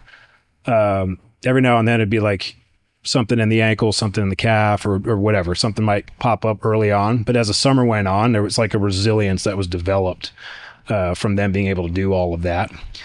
And so, and I have thoughts as well about this from a recovery standpoint, to where, in my personal opinion, if you're going to throw all that at them in terms of the field session, that you have to figure out what you're then going to do in the weight room, because it's very easy to, in my opinion, it's very easy for something to happen on the field that we attribute to the design of the field session that might actually be a result of a mismanaged weight room session the day before or following that field session as well. So I think, like, when it comes to sprinting and hamstring issues, I think that there's an aspect of people are, as soon as that happens, they say, we got to stop sprinting.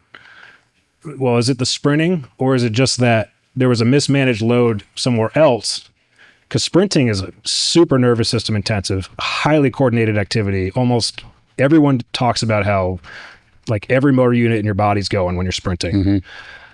So if something was mismanaged elsewhere, are you disrupting potentially that coordination to where now is the hamstring taking on potentially more work than it should, because there's a lack of coordination and cooperation with surrounding tissues and elasticity and all these other components? And so from recovery and resiliency in that standpoint, I try to look at everything systematically as well, because I need to figure out if problems start to pop up. To me, that's potentially a direct implication of a mismanaged load somewhere. And so is it the field, or is it the weight room? Or so I just think of it. Well, if we're looking at a hierarchy of correspondence to performance, is sprinting going to rank higher than the maximal strength that's developed in the weight room? Depends on the level. I would think that would be the question that would have to be asked, right? I would think that yes, the speed's going to have more correspondence to what's going to happen in performance. And so I think that's how one navigates kind of through all the different abilities that you got to navigate through. Yeah. Is at this time, where does this prioritize? Right. Because I guess on the flip side of that, if they're just like weak as fuck, like they're just like tremendously weak, then it would definitely be inverse, with that.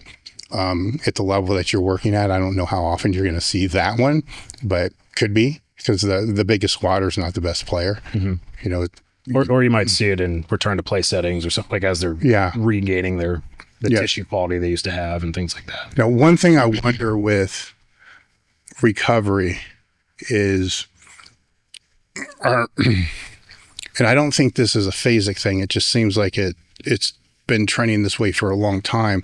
Are we over recovering our way to lower adaptations? In other words, everybody's so concerned about systemic fatigue and all the different recovery, not the modalities, but just recovery in general, that it defaults all to minimally effective dose to just about everything.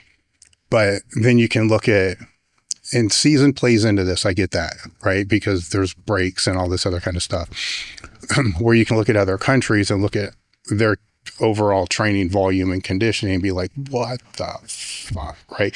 Or just a CrossFitter in general, like just look at the work and the volume and the intensity that they do over a period of a week. And does a football player need that? No, right? But is it over or under where it should be? Because there's such a fear in this over stimulus, because that can lead to the injury, and it's probably better to fall on the safer side than inverse.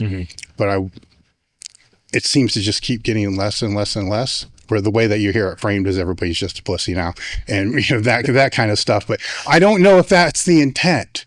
I don't think that's the intent. I think the intent is we have to figure out the indicators that are going to have the highest correspondence.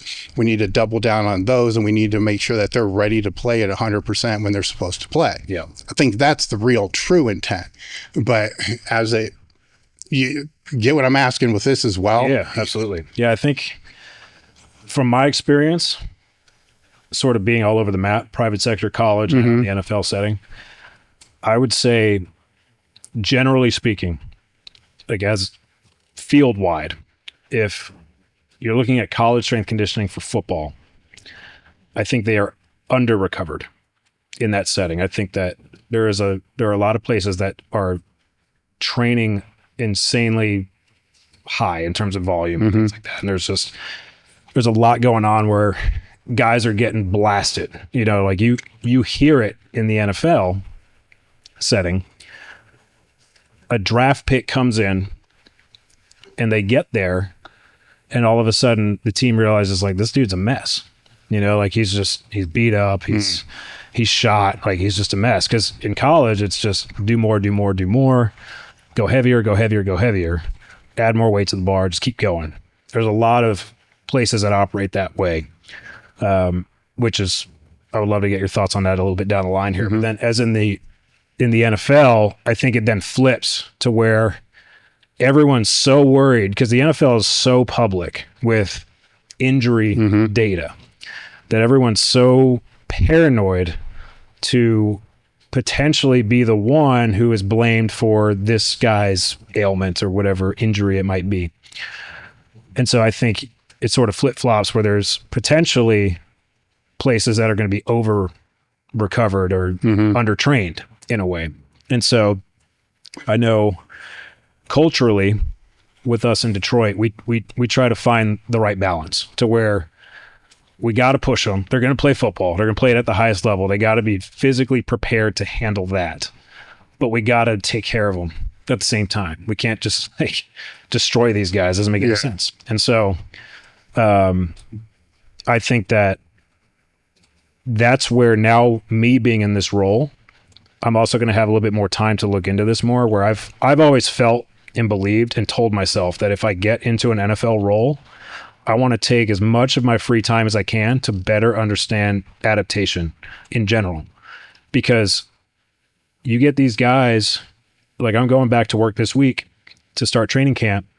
I haven't seen my guys in over a month, since OTAs ended and all of that. And so I can kind of check in and just generally find out what they've been doing, but I haven't seen them. I don't know what they're doing. And so to me, it's, if you can become a master of adaptation as best you can, then once you understand the nuances of that, you can know how to activate what, or how to downregulate this, or how to, you figure out what to do in the training session and what to do around the training session a lot better. And so that's, at this level, that's where I want to understand that better, because you don't want them going in like a dead fish or a flat tire to the game, because they're so parasympathetic dominant that they can't even become activated or sympathetic. They have no drive to go and play this football game.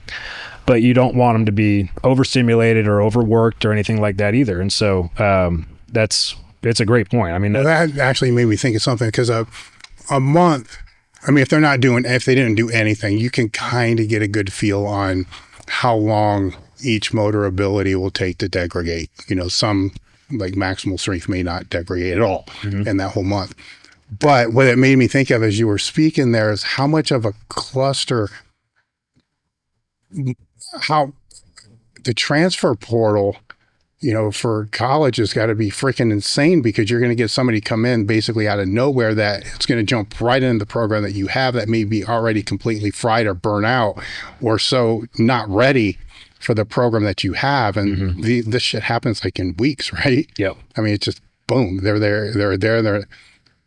Hopefully you won't have to deal with that, as much at that pro level, but it's still there. Yeah. How was that dealing with the transfer portal and dealing with those athletes? It was interesting.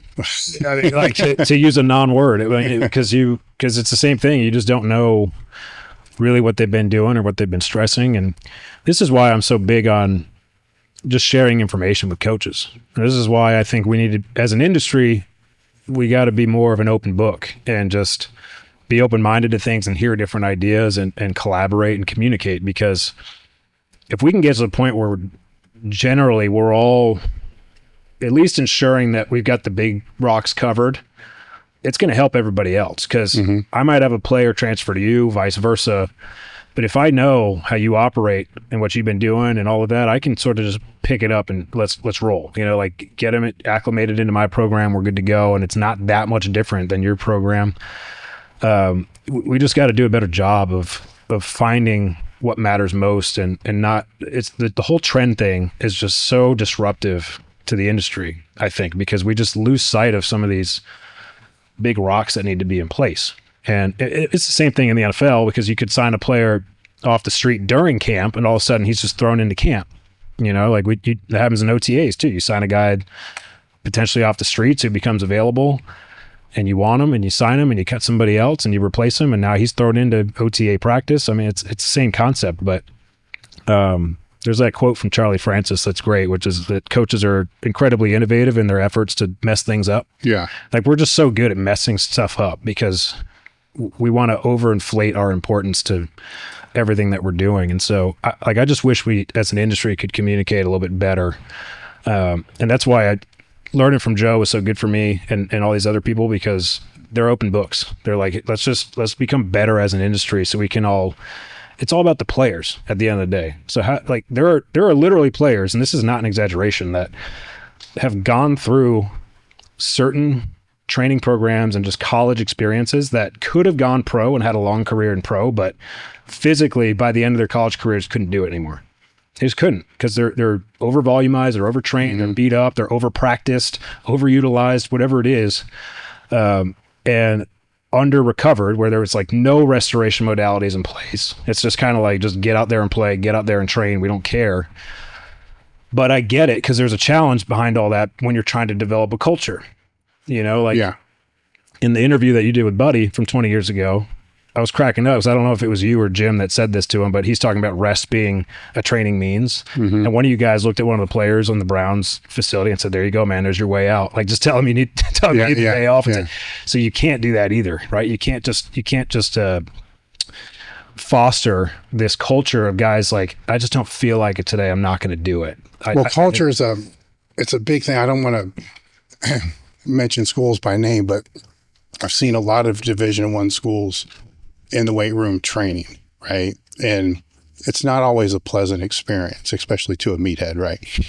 I mean, it's really not, because the form, the technique, you know, on hammer machines or whatever it was, it's just one time it was just fucking horrendous, right? With force reps and all kinds of stupid shit. Just horrendous. And now I've been to other ones where it's like, holy shit, you know, this is amazing.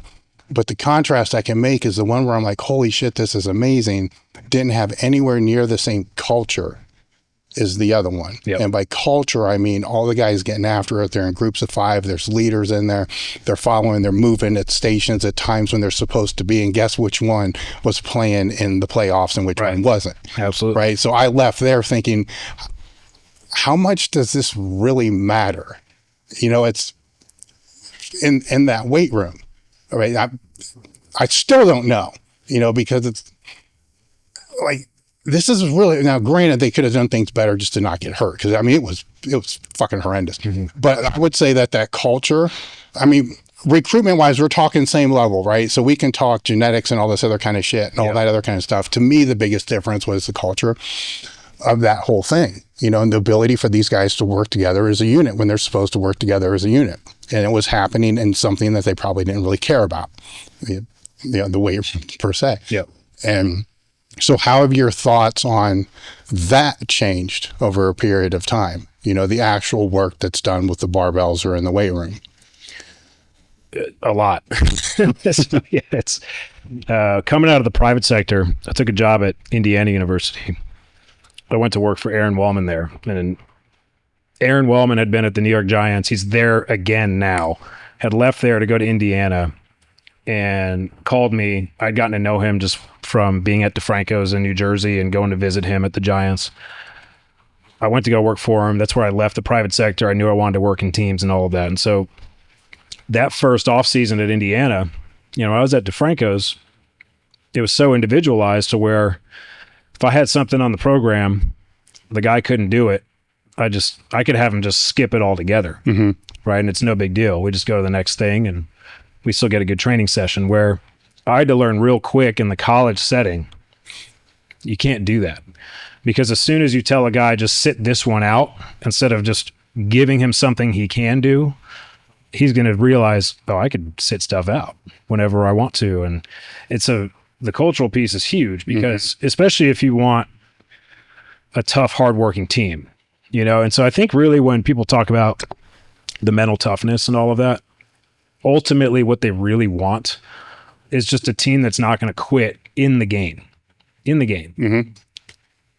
Because I've seen dudes that are animals in the weight room. Animals will never quit in the weight room. They'll quit in the game.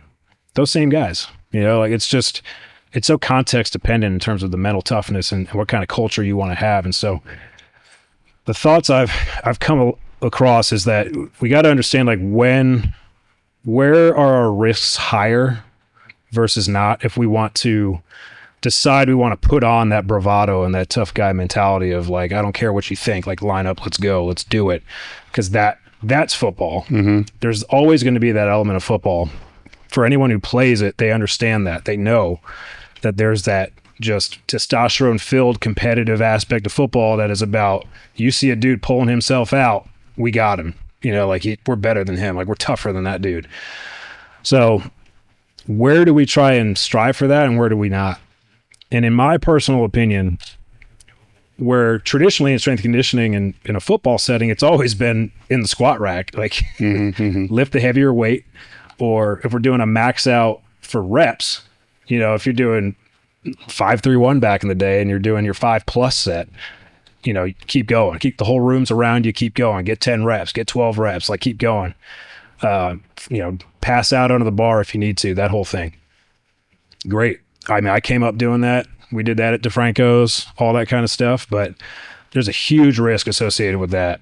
And that's just reality. I mean, it's just like you got 400 plus pounds on your back and you're doing it and you're repping that out. I mean, there's just risk associated with that. So where Aaron Wellman was trying to place that was on things that were a little bit less risky. So like, let's say you do a rep out on like a hammer row machine. And he's saying, I want you to get 8+ reps or something like that. And like, just to get them to understand discomfort. And if your form starts to drop a little bit on a hammer row versus squatting with 500 pounds on your back, which one is riskier, essentially, So my personal belief as an individual is that I don't really want to do any of that in the weight room at all. Because the weight room to me is where you just have so much risk to where that's where I think you really want to be safe. You want to be calculated. I've just seen too many situations where it just didn't sit right with me seeing it, to your point, like just looking around the room being like, I just don't agree with this. It doesn't look good. I can't get on board with this really. But to me, if you're talking about a team run setting where that is work to rest intervals associated with football, movements associated with football, stuff they are going to do, no question about it. They're going to run, they're going to cut, they're going to drive against resistance. That to me is where potentially you can turn the notch up on that to where. So if it's in the weight room then, and you had 100% control, which there's another reality there. Unless you're the head guy, you never have 100% control. And I even doubt if they have 100% control because they don't have oversight of everybody, that's going down all the way to the athlete. And you're looking at, I don't care what the movement is. We'll just stay with the hammer machine row. And we're talking about that risk benefit. The most, I hate the word, sport specific application of doing that row is to be able to do it with, explosive concentric force. Or you could do it with slower force, right? And like I would say like a bodybuilder would, right? One's going to carry higher risk over the other, right? So do you take it down to that level there or just in the exercise selection? You get what I'm saying? Because there is a difference between how a movement can be performed and what the potential carryover would be. For sure. And I'm not too sure I even agree on the explosive concentric force, but I'm just putting it out there. Yeah, I think so to me, what I've come to understand, I always say I learn more from the players themselves, especially in the NFL or any professional sport. I learn more from those players than any book or seminar could ever teach me, because they tell me what clicks for them, what works for them. And so, I'll kind of use myself a little bit as an example with what Joe used to do with me. There was a day where he pulled me aside and he had everybody else doing like some type of box jump or something like that. And he said, Cam, why don't you come over here? So he brings me over and he puts a bar on my back. He said, I want you to go on your knees and jump from your knees to your feet. And he knew like I had the gymnastics background and all that kind of stuff. And he basically pulled me aside knowing that I would be motivated by that and think it's kind of cool and kind of fun and it's something different and that I can do it. And so what I've come to realize with a lot of these players is that there's a lot of individuality, especially in the pro setting, to where there's a categorization that's becoming more popular of you have like your muscle driven guys and sort of like your fascially driven guys. So essentially you got guys that are really muscle dominant and they're always going to be like your strong dudes that are just jacked and like they're just your classic lifter type bodies and all that. And then you got these long greyhound, lanky, freaking connective tissue dominant design guys that we're trying to fit that square peg in the round hole of like making those dudes into lifters. And they're just not. They're never like, they got basketball player bodies and they're playing wide receiver. They're not, it's not a lifter necessarily based on like what drives him as a performer physically. And so to me, it becomes about catering to sort of that. And so if you were to say, to your point, you take the same exercise and perform it in two different ways, like let's say you have a bar on your back, one guy's squatting it, the other guy's jumping with it. he's got to know which one that's going to cater to more, and who that one's going to be a higher risk for. So if you take the muscle driven guy and you tell him to jump with the bar, he might not have the same level of coordination as this like fascially driven like super athlete over here, where that super athlete over there could do that all day, and he loves it. Loves leaving the ground, jumping, landing. Like he's like, this feels like me being explosive. It feels like sport a little bit more. Where if you put him under a heavy bar, he's like, I hate this one. Nothing to do with this. This is not, doesn't make me feel good at all. And so I'm always mindful of that as well when it comes to the risk reward type of setup, because I just don't believe in trying to fit square pegs into round holes. And so in the NFL, it's pretty interesting because you really do have like one or the other. Like you got guys that are like, I want to lift heavy. I want to feel the strain. I want to feel my muscles working. And you got the other guys that are like, don't ever put a heavy bar on my back. I never want to do that. One of my good friends, I trained him at DeFranco's. He played 12 years in the NFL. And the first day he walked into the gym to train with me at DeFranco's, he literally handed me a piece of paper and said, here's everything I'm not doing.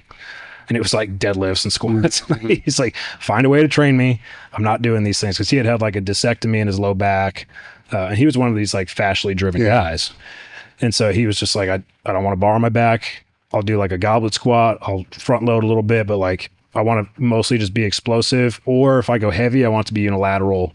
And I want to allow myself some freedom to move a little bit more. And so it's just, when you talk about the risks, you got to consider that layer as well of like what drives that guy and what's he going to do well. And so, like Franz Bosch and his books, and he's got these books on coordination and doing these highly coordinated movements in the weight room, like single leg cleans to a box and like all kinds of stuff like that. And he gets a lot of controversy and shit from people throughout the industry because they're like, why can't we just like be simple and just lift and whatever? Well, guess what? Like a lot of that stuff that he's promoting, these fascially driven dudes, they love that stuff. They love it. Like they want to do that stuff. That's actually like, they feel like that helps them to where they're almost like, I feel like I'm actually being an athlete with weights, And so it's just me being a traditional sort of meathead guy. It was a tough pill to swallow when I realized like just going heavy on everything all the time is not going to appeal to all these athletes. And at the end of the day, it's about the athletes. And it's now, if it's fascially and muscularly driven, and we're looking at extremes, is that genetic, or is that developed during the developmental years of childhood? I think it's very much genetic. Yeah, for sure. So it's genetic. So then it would also have, it's trainable to a point, right? Basically, you have to just top off whatever each of those two are. So then the question would become, when they get to D1 level or professional level, what is top off, right? Because they may not need any topping off with on both ends of that scale, but you can't let it degrade. That's a tricky balance, right? Because it may not have to. I used to say this about explosive strength with Louis, with, box squats and all that shit is, can you develop the explosive strength? I don't know, right? Past a certain age, I don't know. Everybody has told me after a certain age, no, it's just not going to happen. I'll concede to that, but it can get worse. Yeah. Right. Great. So the point is to make sure it's still going to degrade. I mean, Father Time's unbeaten, right? So it's still going to degrade. But if you can keep that from degrading on both ends of that spectrum for a longer period of time, and they're in the NFL, 2 more years at their peak, that's a lot. Yep. It's a whole lot. Even as I try to say with the powerlifters, is, the abuse of certain things, drugs, stuff like that, taken too soon may take 2 or 3 years off their top best years. Where if you were to look at anybody that's been through the whole pipeline and ask them, what if you could have added 3 more years to your best years? What would the total output have been? 10% more? Well, the top years of when you played or any sport, that's maybe a whole nother level that you didn't reach, that you compromised because of things that you did earlier. That you see where I'm going with this? Yeah, I mean, it could be you're in the Hall of Fame or you're not. Yeah, You know what I mean? at that highest level, You lose out on 3 years you could have had back that built your resume to become a Hall of Fame inductee or something like that. And what you're bringing up is awesome. I'm so glad you brought this up, because it's exactly where my head is right now, is that in a sport like any kind of lifting discipline, Olympic weightlifting, powerlifting, it's more is better. I mean, like more weight on the bar, whoever has the most highest score, they win. You know, when it comes to like what I can personally put out with my body, it's just not that way in team sports. And for so long we treat it that way, to where it's like, I need to get the speed from this to this to this to this, or the power or the strength. And what you're saying is sustainability of gameplay. Yeah. And so that's where at the pro level, I used to be the person that said, I need to get, if he's running 22 miles an hour, I need to get him to 22.1, then 22.2. And I have to keep getting him faster, because now I'm doing my job. Where what if that doesn't change? He's just running 22, but he's able to achieve higher percentages of that speed and sustain that for longer. Like he can have his output for longer in the game. So now he's playing the game faster for longer than he did before. You know what I'm saying? And so, and exactly what you're saying is, I think there's a huge value at the professional level to accepting that maybe these qualities don't rise anymore, but we prevent the degradation of them. And that's... Yes. I think the same thing happens in powerlifting and Olympic weightlifting, because once somebody gets to an elite level, or a higher level, most of the time they're not going to get there without a decade of training, without accumulated damage to get there. So a lot of times the person who wins isn't necessarily the strongest person. It's the person that goes in the healthiest to be able to display their strength to the highest degree. Yeah, great point. Right. So if I look at whatever my best total was, I was probably capable of 150 pounds more than my best total, but I wasn't capable of being able to display my strength to the highest degree at that time that I competed. So the longer somebody's in it, the more advanced that they get. The game becomes more of, how do you get there the healthiest to be able to display the strength in a way that's not compromised. So it's the same thing that you're talking about with the players, to be able to go out and express their abilities to the highest degree with the least amount, because it's never going to be none, right? With the least amount of disruption that they have. Now, if they could have the high school amount of least disruption, it would be amazing, but anytime they're in something for decades, there's shit's fucked up, right? So you got to be able to, but that makes it, that's the same thing though, because that makes it even more important the higher somebody is, because the accumulated damage of just being in the game, for a lot of those guys, since they were pee-wee football sometimes, 30 years. Long time. Yeah, they're only 40 years old, 35 years old, but the amount of wear and tear that they've accumulated is immense. Right. And that's not going to go away with any dry needling or fucking cold plunge or whatever it's going to be. But that's what ultimately takes them out. Right. Is it either will express itself in a catastrophic injury that they're out, or it's going to express it in a way that they're no longer able to perform the task to that professional ability. Yeah. You know, so it's, when you start thinking in that way, it opens your mind up to some other thought processes. And so, for example, if we go back to our muscle-driven versus fascia-driven guy, right?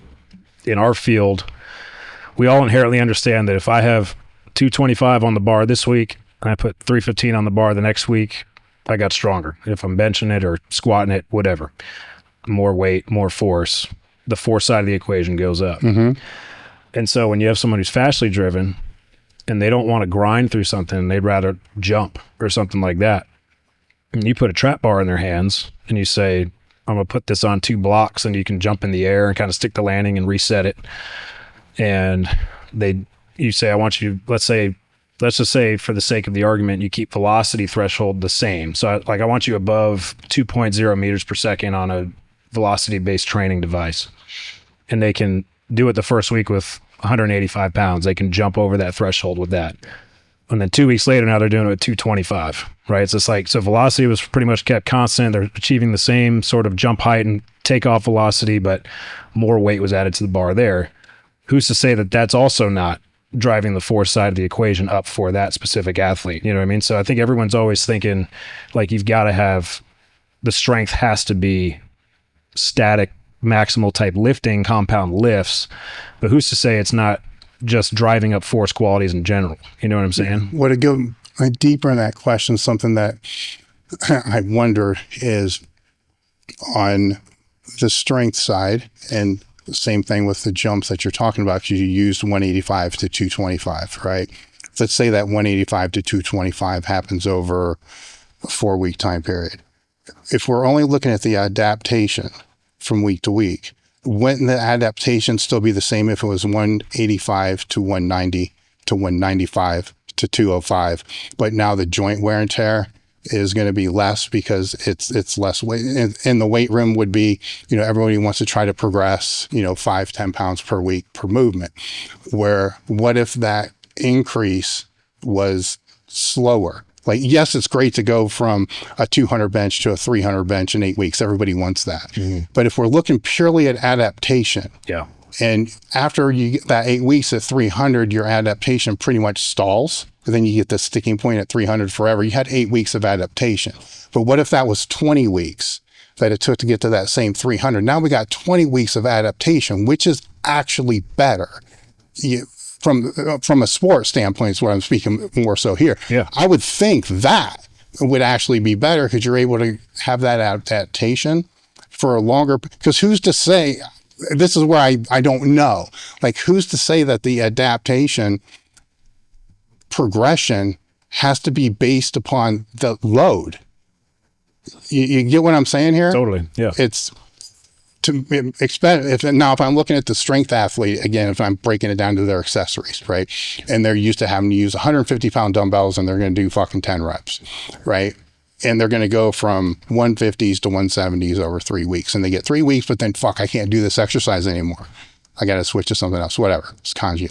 But what if you just took smaller jumps and you were able to use that same movement for 8 weeks, mm-hmm. and that adaptation you were looking for had correspondence to your bench press? Assuming that's true, it's probably not, but assuming it's true, that's the where I start to wonder if we're looking at these organisms from more than just the sheer force on the muscle, but now we're looking at the sheer force on the tendons and the joints and all those other things.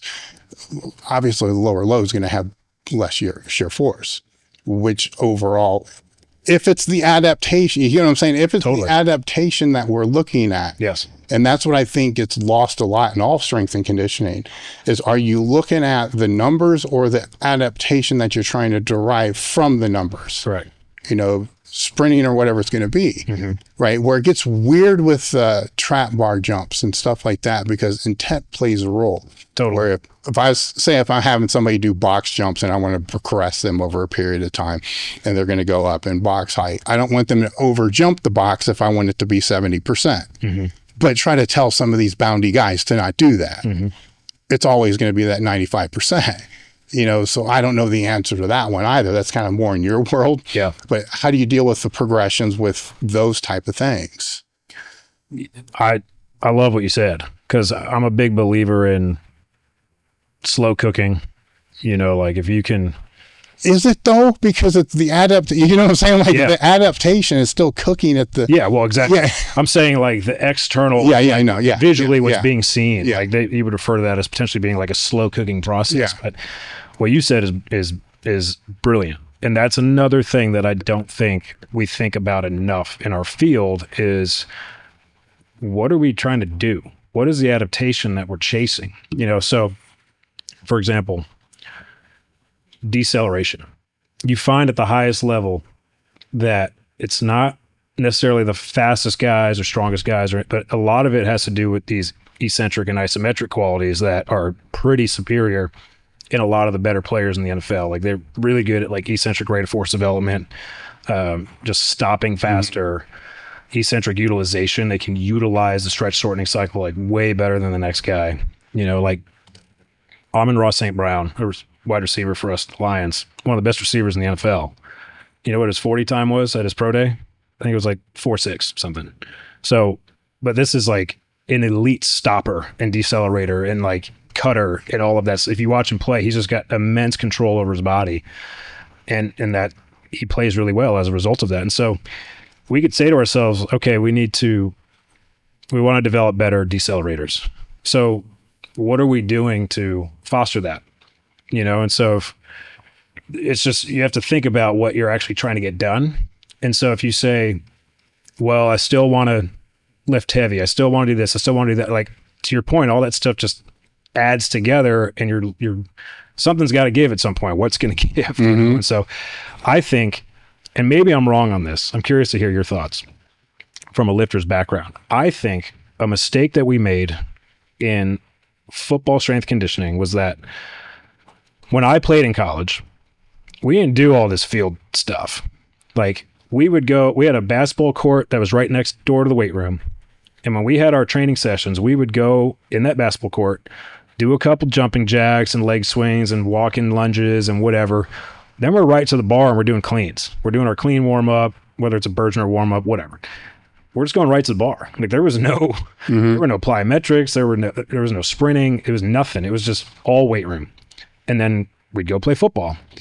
And I think people have realized that that's suboptimal in terms of trying to develop athletes, not lifters, but athletes. And so what happened was people started then reading Charlie Francis and, sprint training. They started calling track and field coaches and started trying to understand movement better and all these things. And okay, reading Russian plyometric literature, like Michael Yes's type books and things like that. Started realizing, okay, we need to include some of this stuff in there. But I think the mistake that they made was that they were reading books from Louis and like lifters and all that and seeing the volumes with which they were training and thinking, okay, we need to match some of that with our players. And it worked for a little bit worked for a while because we were only lifting. Yeah. And the mistake they made was that they kept those volumes the same and just added plyos and sprinting to it. Mm-hmm. You know what I'm saying? Oh yeah. And so now, like, the whole thing became just so over voluminous. And I think we're still doing that as an industry, because people in strength conditioning, they're lifters. That's why you're a strength coach. Yeah. You like that stuff, right? And so you're going to read friggin' Ripito and like, you're going to read everybody, right? Yeah. And so, and you're going to look at the volumes that are in the books and like, do this many sets, do this much volume. Like, Louis was really good with like the total poundage or, what's the phrase for that? Where you have like your workload. Like basically your volume, your sets times reps times weight and all that. So he was really good about like, if it's here and we want to progress, we need to get it here. And so we're reading all this stuff as people that are interested in lifting, and then we're just throwing in the plyos on top of all of it. And so my personal opinion is that it's too much. We messed up when we did that. Like, I don't know if it's too much, but it's too much to add on without allowing the adaptation to occur to be able to do it. Right. So if it's just a normal strength and conditioning session for a lifter and they're doing main movement, supplemental, and 3 accessories, you can't just throw in another supplemental, the heavy sets of 5 without something else coming out. Like, either the accessories have to come out or something has to be able to change to be able to do that.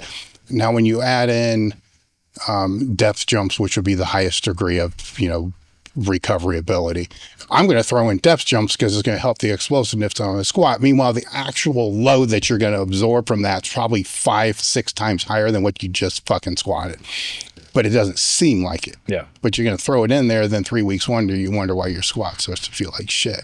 Correct. Where with and I lived through what you're talking about. It's like nothing was being done, but here's the strength and conditioning work. Oh, we need to do this. And what they did was kind of akin to what happens when the football player goes into spring ball, right? But even when they go into spring ball, it takes all day. They can't train, right? And if they do train, they're doing like one movement because they don't have the time. Mm-hmm. But so it's kind of like spring ball, but doing the same training. So, we need to add this in there. We're just going to throw it in right on top of all this, but not think. And this always confused me too, by the way, while this was all happening. Like, you don't think like this is like 2-a-days that are happening like right now. right?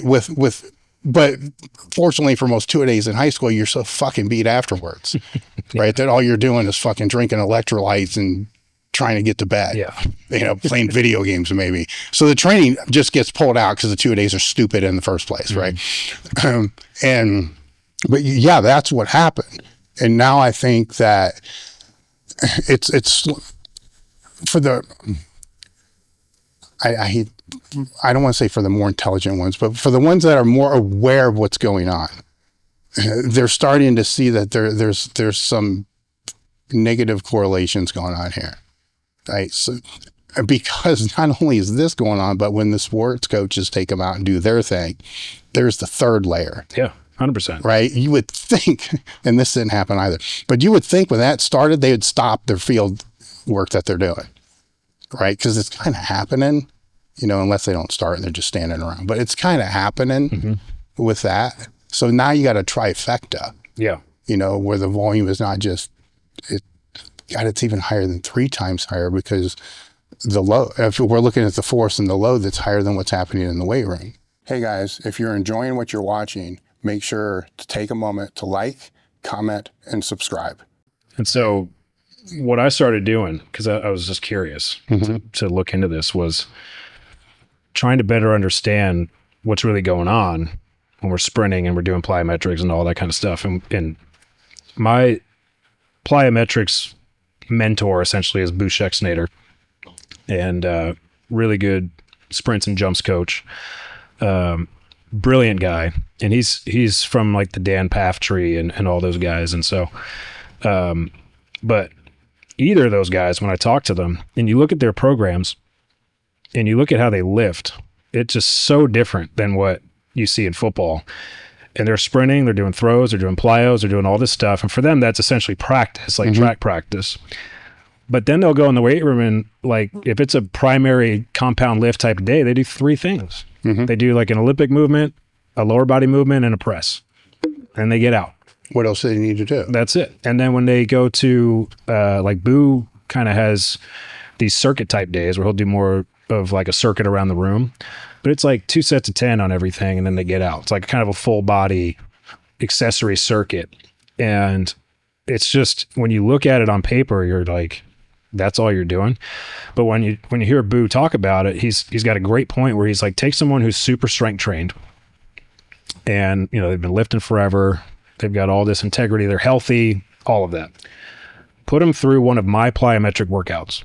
Next day, they can't walk. And he's like, why is that? It's a totally different experience. I mean, it's like potentially the tension that's being achieved is either the same, if not more, potentially, like throughout the muscle system and how the body's experiencing that. Now, when you do a deep dive into the physics of it, that to me is where it gets really interesting, is when you look at the compounding effect of not just like jumping in the air and the forces you're putting into the ground to do that, but then accepting the ground on the way back down and the ground reaction forces of all that and changing direction and all that. I mean, it starts to compound the forces that are just ricocheting throughout the body, as opposed to, just standing there and lifting or something like that.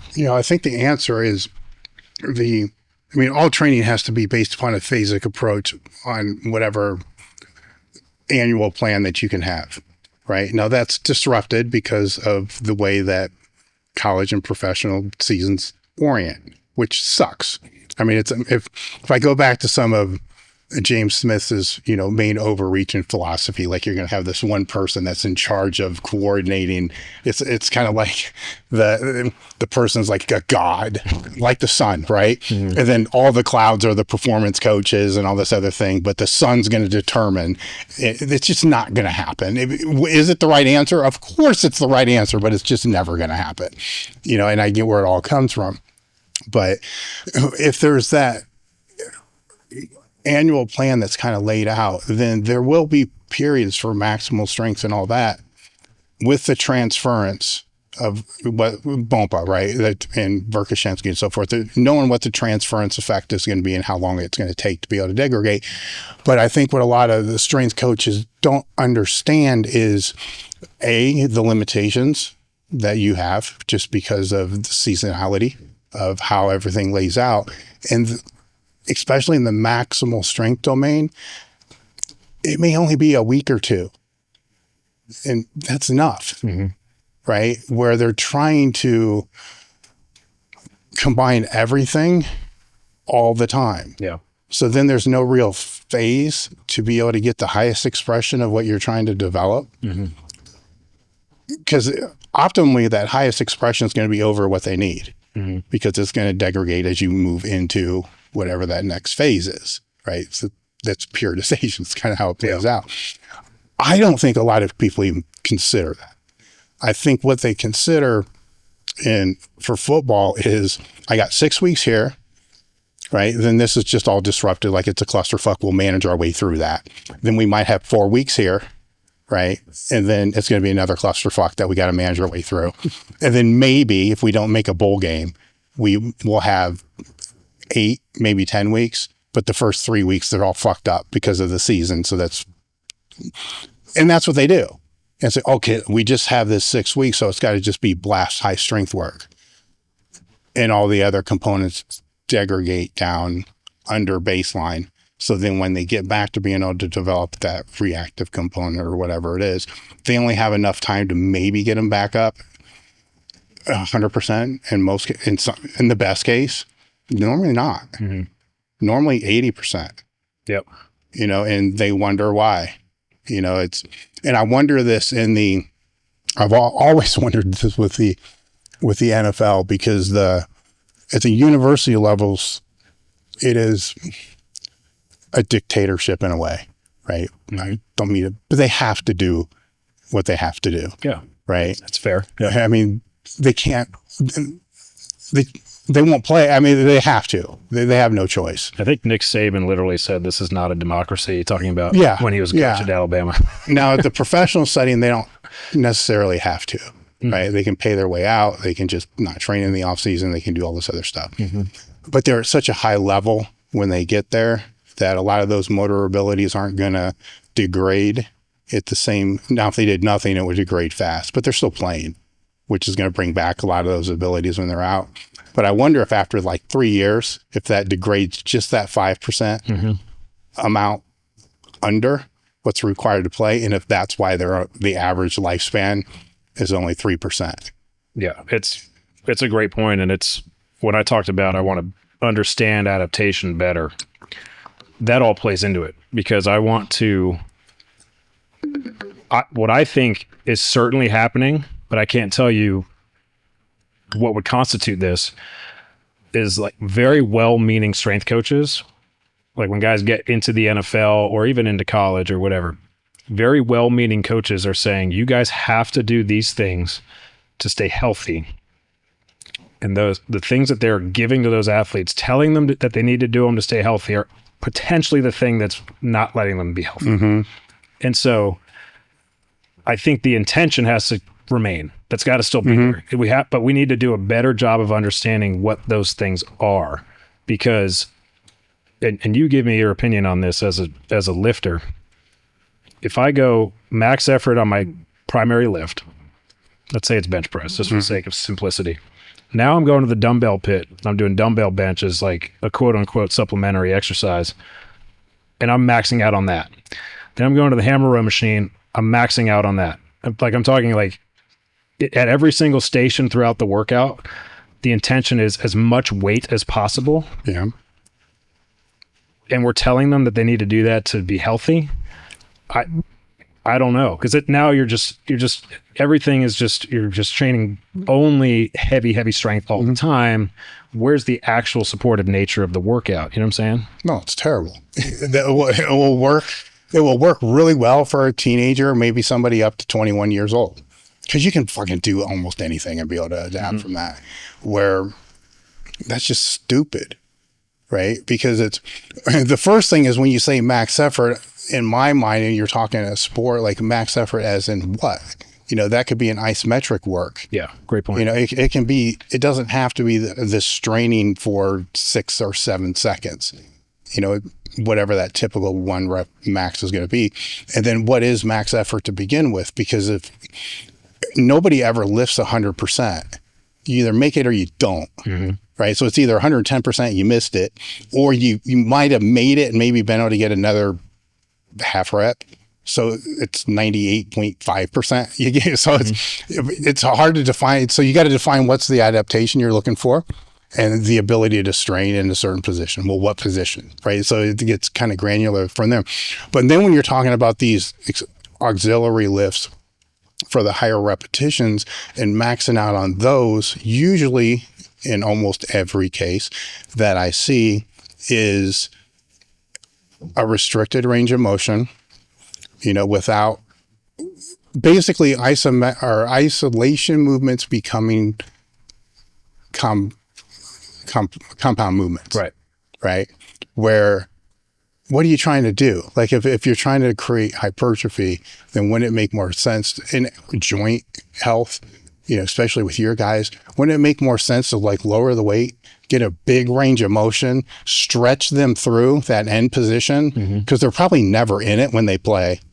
Right. And if they do, that's usually where the injury happens because a joint goes to an end position that they haven't built resilience in, and teach them how to contract, basically train like a bodybuilder. And would they not stimulate the muscle more so, by doing that than just muscle fucking everything, which is just ego lifting, which makes no sense. But I get why it happens, because normally when you're younger and you make great gains, that's how everybody trains. So you're going to fall back to, well, this is what worked for me, or this is what worked. So they're going to be able to do it and they get away with it, but it makes no fucking sense to me. Because just look at it. You know what I'm saying? Anybody that just looks at it is going to sit there and say, like, what the fuck? You know what I'm saying? It just does not look like this is a healthy thing to do. Right. Yeah. And that's the example I was talking about with the one school. I'm like, looking at this and it's like, you could use like fucking half the weight, get the full range of motion. And let's say it's not even hypertrophy at all. That it's not, at least they're stretching the shit out where there's a benefit there. Yeah. And they're getting through that end range, which there's a benefit there. What did you not accomplish? This is the George Halbert one time. We were doing max effort bench, and one of the best benchers we had at Westside, and I don't know, he worked up something fucking stupid on the 2-board press, like 700 or whatever it was. And then afterwards he was doing like some side raises with 15-pound dumbbells. Yeah. And somebody asked him, why are you not doing like JM presses or whatever it was? And his response was, or push downs, I think it was. His response was, what do you think those are going to do that didn't already do? Yeah. Yeah. Right. Goal's already been achieved. Now you're just hammering something that doesn't even need to be hammered, that I wonder if it needed to be hammered at all in the first place. Right? Especially when you're dealing with the max effort stuff with athletes, which people get pissed when I say this kind of stuff, but yes, they need to learn how to strain. I guess that's an ability, but it should be in the safest thing that you can get them to be able to experience that in. That's not going to throw them in some fucked up position that's going to be able to get them hurt. I agree. But after you do that, for that main thing, I don't think they think about the intent of each movement after the main movement. Like, here's the intent of the main movements, which may be just as shallow as we just want to squat. We want to squat more. Fine, whatever. I get it. I don't agree, but I get it. Then after that, we're just going to do some extra shit that I see other people do, and we're going to be able to. They're not asking like, what's the intent? Why is this in here? Is this for hypertrophy? Are you trying to train a specific joint angle? Are you trying to strengthen a specific joint angle? Yeah. Then if you're trying to train a specific joint angle, say in that cut or whatever it's going to be, is this the best way to do it? Should it maybe done isometrically? Yeah, there's a lot of just non-thought. I go back to the Charlie Francis quote about how we're so innovative at just messing stuff up. Yeah. We're also really good at making stuff up. Well, yeah. So this is where I'm trying to be better personally, is not making stuff up. And what I mean by that is I don't want to make a baseless claim about anything in training anymore, because I've done that before. I have. I think we've all done it to some degree. Unless I've preface it by saying, in my opinion, or anecdotally, I've seen this. Because if I just make a baseless claim, I'll give you an example. Deceleration, we'll go back to that. there are people that are saying, when I stop my body, I should be on the balls of my feet. That with a positive shin angle. If you know anything about physics, ball to foot positive shin angle is a position of accelerating, driving myself forward, right? Your shin almost dictates where you go, right? So if my shin's vertical, I'm going up. If it's forward, I'm going forward. So they don't think about the fact that when I want to stop my body, that is the opposite of acceleration. You know what I'm saying? So it's like deceleration is the inverse of acceleration. And so from the knee down, if I'm telling myself to accelerate and then I'm trying to tell the rest of my body to decelerate, there's a disconnect. Like, I'm not saying you completely go on your heels, obviously, but proportionally, you're going to be more on your heels because you're stopping your body. And you want to disperse pressure throughout the foot. And that's just physics. It's just biomechanics. But people are just like, it's more athletic to just stay on the balls of your feet, or you go back to the jump shoes back in the day. Like, we just make stuff up. And it's crazy to me that I'm in the middle of my PhD. And the PhD is about the biomechanics of sprinting in American football.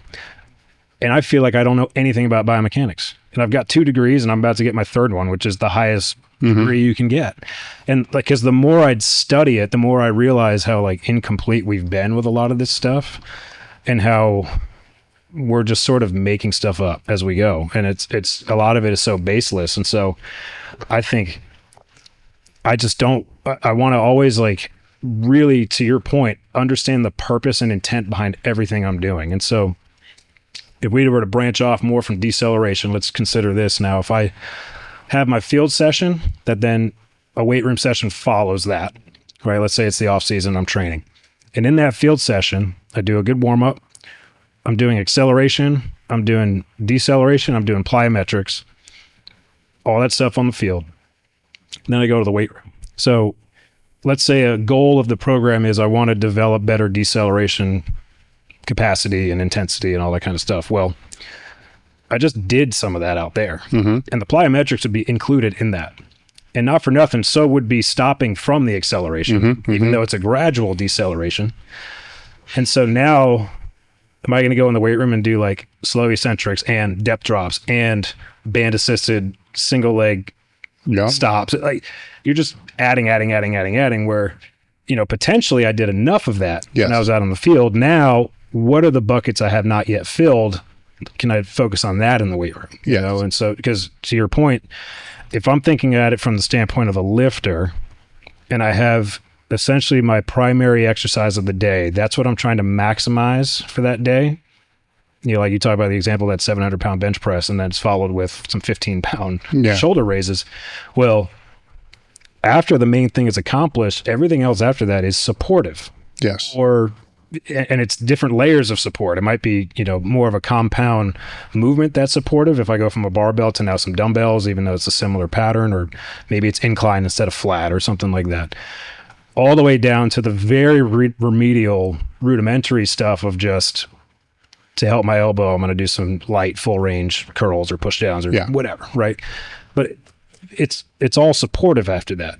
Now, when you couple that with athletics or team sports, once you enter the door of the weight room, it's all supportive. Everything from as soon as you get in the weight room, right? Where the field is the thing. And so it's just like, where's the emphasis of what we're trying to do? And so if you have a skill player, wide receiver, defensive back versus a lineman, now the proportions of those things are going to be different, of course, to where if I'm a receiver, the majority of the adaptations I really want to be a better receiver are going to be obtained from the training I'm doing on the field. The sprinting, the cutting, the plyometrics, that kind of stuff is for sure going to have way more carryover to the actual game than squatting or something like that. Where now the closer you get to the line, you can make the argument that now an offensive lineman, a max strength type of exercise in a weight room setting would potentially have a lot more carryover to what he actually does versus the wide receiver. And so I think, like, to a point, right? Exactly. I'm saying relative to the receiver, right? Because, like, I'm saying relative to what's required for their strength on the field. Like, is what's the difference between a 600-pound squat and a 900-pound squat? shittier performance. Yes. Really good. Right. So it's that still falls into, you know, breaking that person down into where is that actual weakest point. Because guess what they're going to want to do? Yep. Their strongest point. Yep. Right. So it's and the linemen's, I would say and I think everybody would agree, the bulk of where they're going to get better is going to be on the field. Still, I think that's any player. It's still, still any player. But I get what you're saying. Yeah. Where that max strength component is definitely going to apply more to them from that. But they may not also be doing as much of the plyos, and the stuff like that, just because of their body weight. You know? And if they are, there's a fucking problem there too, right? And that's what that's where I was going with this point, was that with the influx of the speed and plyometric stuff that everyone's all into, even though it's been around forever, literally since what, 50s or something, before then, probably since the Greeks.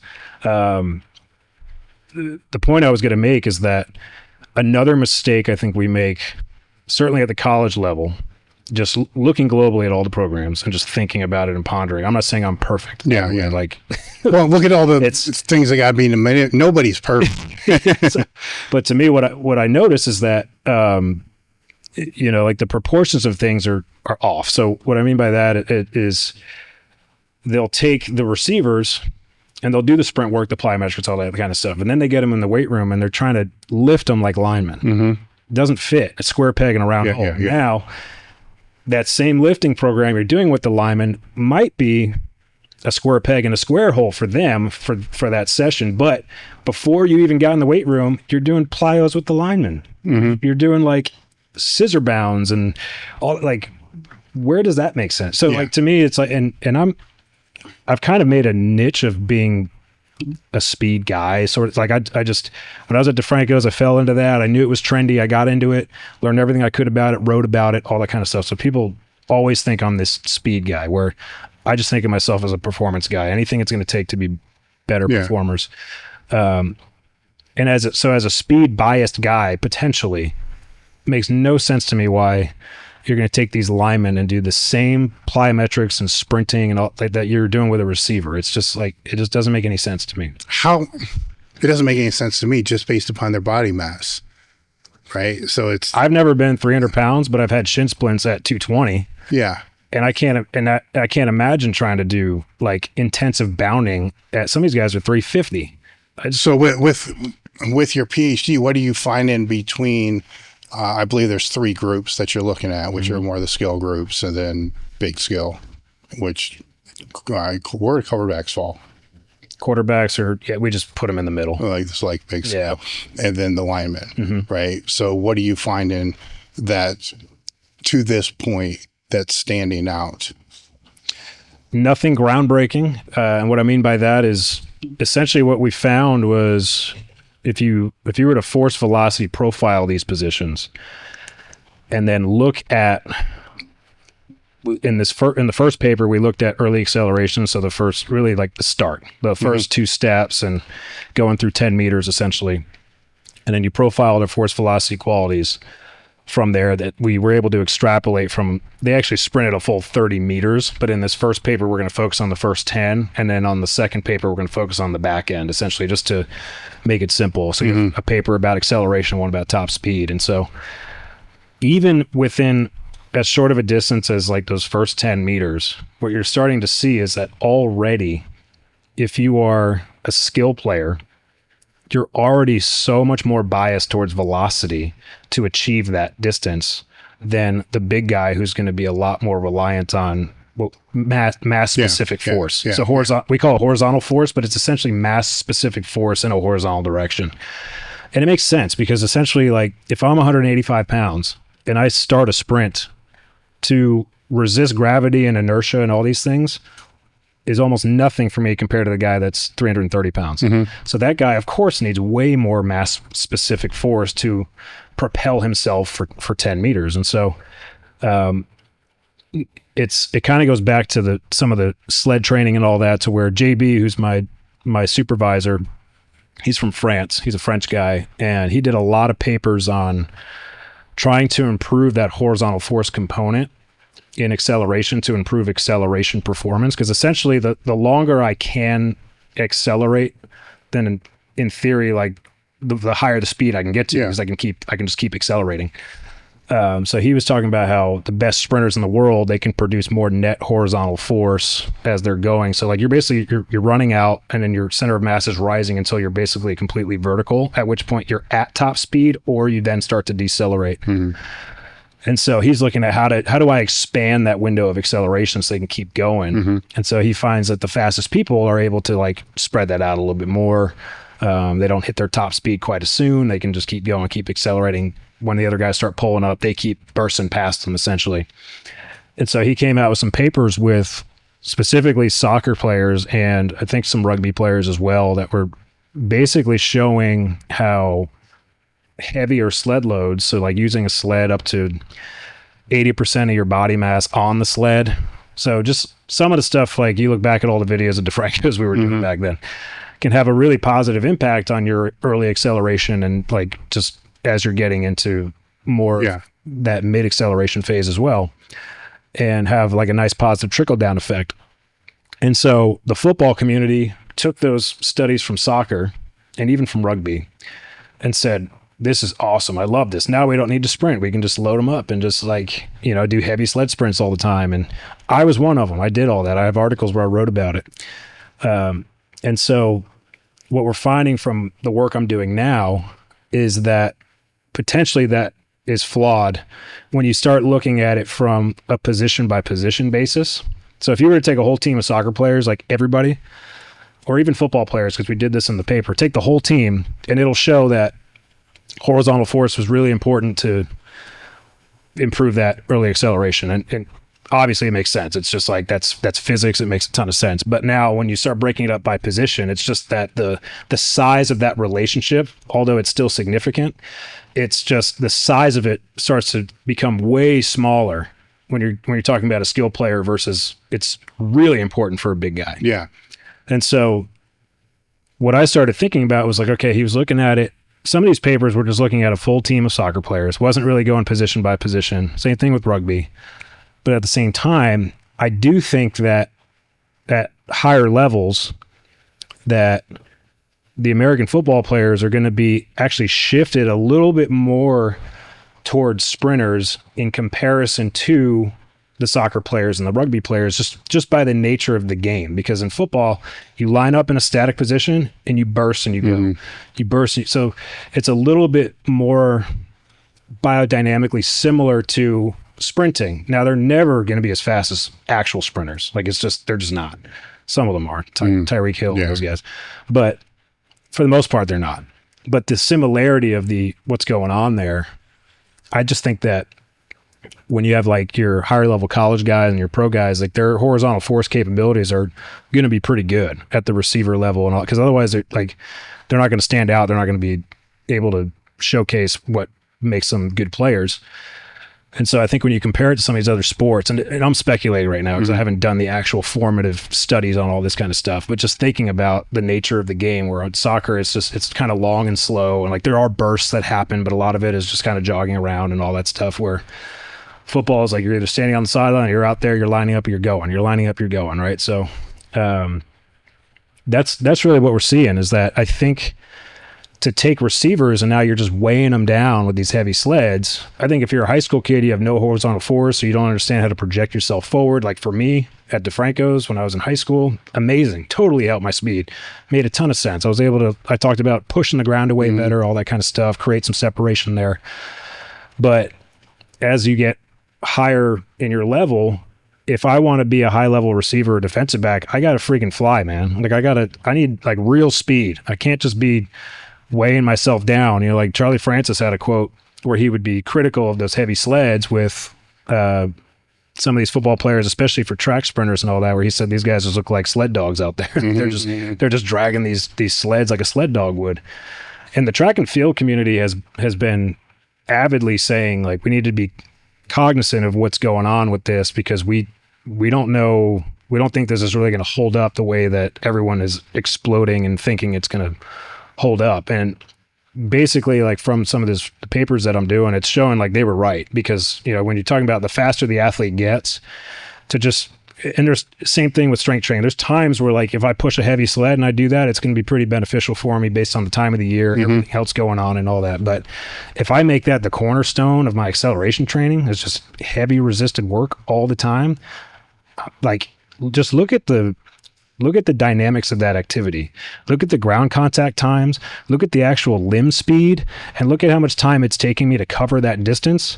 Not even close to an unloaded acceleration. It's not even close. So when you talk about like biodynamic similarity or transference and all of that, so when you look at the totality of the physics, I'm just basically over time teaching them to be slower off the ground. Yeah. You know what I mean? Yeah. Wouldn't that still be dependent upon how much of the percentage of the total work that actually makes up? Totally. Where if it only makes up 5% of the total work, you're not going to have that negative impact. Well, if it's 50%. And here's the thing, was that when those articles came out, a lot of coaches in college football were like, great, I'm going to do 4 super heavy ones. I'm going to do like 3 to 4 moderate ones, and I'm going to do like 2 unloaded. Oh, shit. Yeah. So, now you're looking at 70% of it retarding their actual ability to sprint. Or they're hitting like a couple in their warm-up that are unloaded, and then the actual acceleration session is all resisted. Yeah. And it's just like when you start really looking at the numbers in terms of everything, the ground contact, the speed, the limb switching and cycling, like everything that goes into that, it's not even close. And so like if you want to get better at those things, I mean, like I've always said, like the only way to have like true similarity to sprinting unloaded is to just do it. I mean, so when you peel that back then into say your lineman, how does is it inverse? Pretty much. So I mean, like, but like, look at their game. Well, yeah, I know that. So, Yeah. It totally makes sense that like their ground contact times are way longer, because a lot of times they're just trying to anchor themselves into the ground. Like they actually almost want to be on the ground more, you know? And so it's now not if you're a defensive end necessarily, like there's, and that's a whole nother layer of where like when you have that argument of looking at the dynamics of the game, I don't think a defensive end should be treated like a regular big guy, because it's like it's totally different. To me, they're basically like a defensive tight end or something like that, to where, you know, they got to be a lot more dynamic than I think people give them credit for. But it's just the big guys are always going to need more force. Just their whole game is force dominant, you know, and so especially the most like force dominant one is going to be the offensive lineman, because a defensive tackle, while he's built similar, he's still going to be like trying to rotate around that guy, dip under him, burst, go chase the quarterback down, all that. It's just so true that the offensive lineman is operating like in the space of a closet. I mean, they have to hold their ground. They got to be in this small space, and they got to hold that space, and they don't want to be rotated. They got to be anchored down. So there's just so many unique layers that I think, like, the more you look at the dynamics of the game, that also then potentially changes how you're training these guys. Like, so there's even some of these guys that are more interested in health, longevity, and dare I say it, like functionality. Like Bill Hartman is a good example. I've been looking at his work a lot, and I don't know if you follow his work at all, but he's a physical therapist out of Indianapolis, and he's got some like stuff that is out there. Like, I mean, out there, but he's got some really fascinating things where he says like,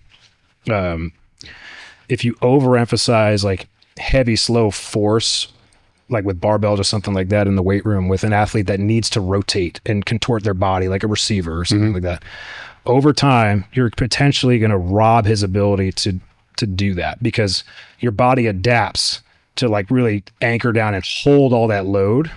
And so now you're almost stiffening your whole system through your rib cage and your pelvis and all that kind of stuff, just to be able to get underneath that kind of weight.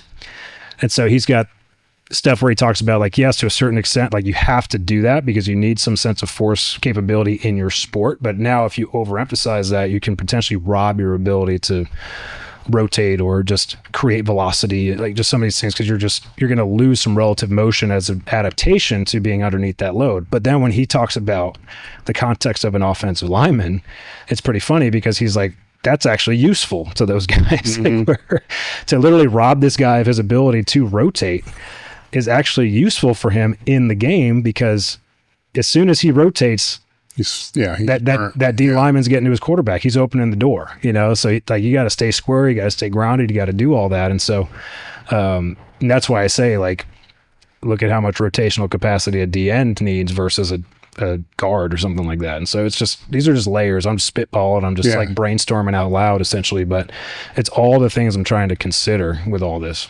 Well, it's where that you still got to balance the practice with the training, because they're doing all that in practice. Totally. So that's the fascinating thing to me with what you guys have to balance is you have to know it, right? So the coach has to be able to share that, or you have to be able to observe it, because they may be overreaching just because the practice is so high. And then you're going to come in and have them do all that, which now it's created a worse situation. So there's a delicate balance that has to play within all that, where communication is a huge thing, or just observation, I would assume. But somebody has to keep their eye on all that. It's a lot to think about. No, it's a whole lot. Did you have any topics you wanted to go over that I didn't bring up? Oh man, I don't know. Yeah, it's just great to be sitting here with you, because like I just think back on like my buddy and I, when we first started reading some of the stuff you were putting out. Like, you had a video, and to this day I still set up for bench this way, on like how to set up for bench, and how we just thought it was so funny how you had this video where someone sent you a question, and you're like reading the question out loud in front of the camera, and you're like, all these things about like, how do I improve my bench? But maybe you just don't know how to bench, So like, and you just went over like how to actually set up for the bench and all of that. And like, it's so funny because I still use that setup, maybe not as big of an arch as I used to do, and all that kind of stuff, because it was very like powerlifter dominant, but it's like, that's just ingrained in me, because I saw that video and I was like, this is how I need to set up for my bench and all of that. And I remember you had the article way back about like, here's how you actually get big, and like here's the stuff you got to eat, and so I never ate quite like. No, that was one that got written when we were in old place, and I was in one of those phases where I just eating everything to be able to try to fill out, and I went out to my car to leave, and I forgot my keys. And I'm like, motherfucker, man. And we're not talking a big distance. We're talking maybe 10 yards. It's not far. And I called Jim. I'm like, man, you got to bring my keys out to me. There's no fucking way I'm getting out of the car and going back in there. And then after he brought the keys out, I just sat there and laughed for like 15, 20 minutes. And then got out of the car and then went back in and then wrote that article, because it was so funny. Because at that point, I'm thinking now, like, this is so stupid, right? Because I wasn't ignorant to the fact of how stupid it was, the things that I was doing for the result that I was looking for. I would have done things differently, being more educated now, but it was what was working at the time. And I'm sitting there with Jim, and we're just listing shit off. I'm like, yeah, man, like when I go to the fucking zoo, I will plan my route based upon what I can lean against. Yeah. Like there's that bench, there's that pole. And then over here, it's just like wide open. Yeah. Like, no, we're not going that way. Can't go that way. Even if this way is ultimately longer in duration, we're going this way, and just knocked all that shit out. And then when I posted it, people were like, oh yeah, this is freaking great. And I'm like, oh God. No, it was funny, right? Yeah. So, but the number of people that took all that shit so literal, God, what was the other one? Oh, J.M. Blakely one time, because I was stuck at my weight. And no matter what I did, eating wise, maltodextrin, remember the Twin Lab carb drinks? Yeah. I used to buy that powder shit, and I would dump half of the powder in a lemonade container and fill both containers with water. Right. Then I drank 2 of those every single day. So I don't know what the maximum number of carbs it was, but it's a lot. Right. And so I'm bitching at him because it's not working. And he's like, he's all secretive, like, you got to come outside. And I'm going to tell you the secret. And he knew how to fluctuate weight better than everybody. And it's like, you got to eat these, McDonald's breakfast sandwiches, put 1 hash brown in each, 2 packs of mayonnaise. And then for lunch, you want to have Chinese food with MSG.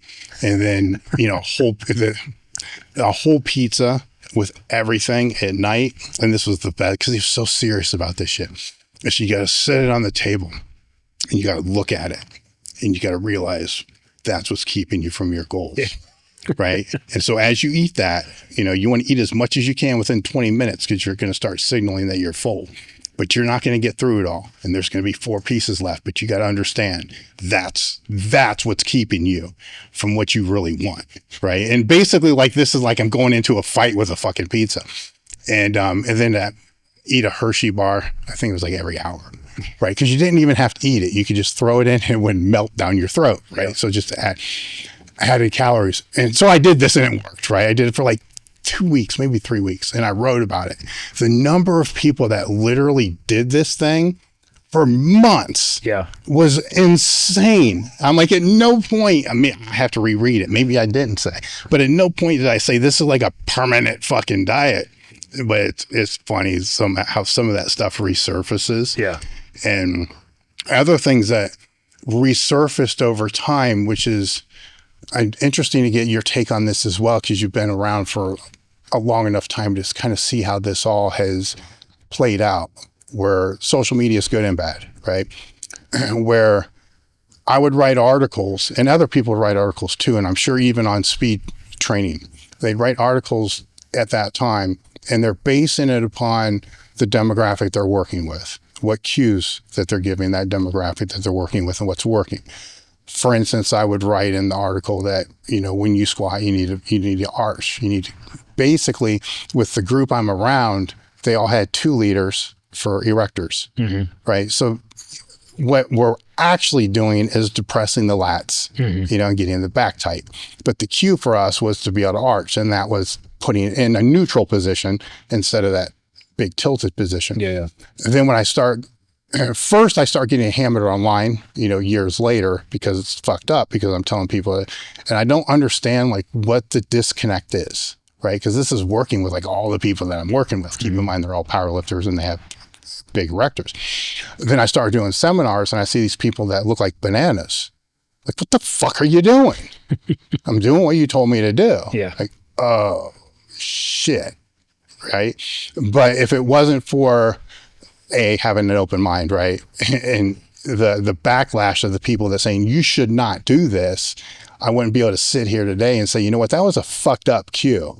But I understand how it came to be because I don't want to say the internet was new, but content on the internet was new and everybody was kind of doing the best that they could. But if it was myself or say Joe or any of those other people putting stuff out, a lot of the times that information was from the demographic they're working with. Yeah. Then when they get out in a circuit and they start teaching other people, you can start to see how that changes, right? Because of all that. Have you seen those same dynamics come with in the speed domain?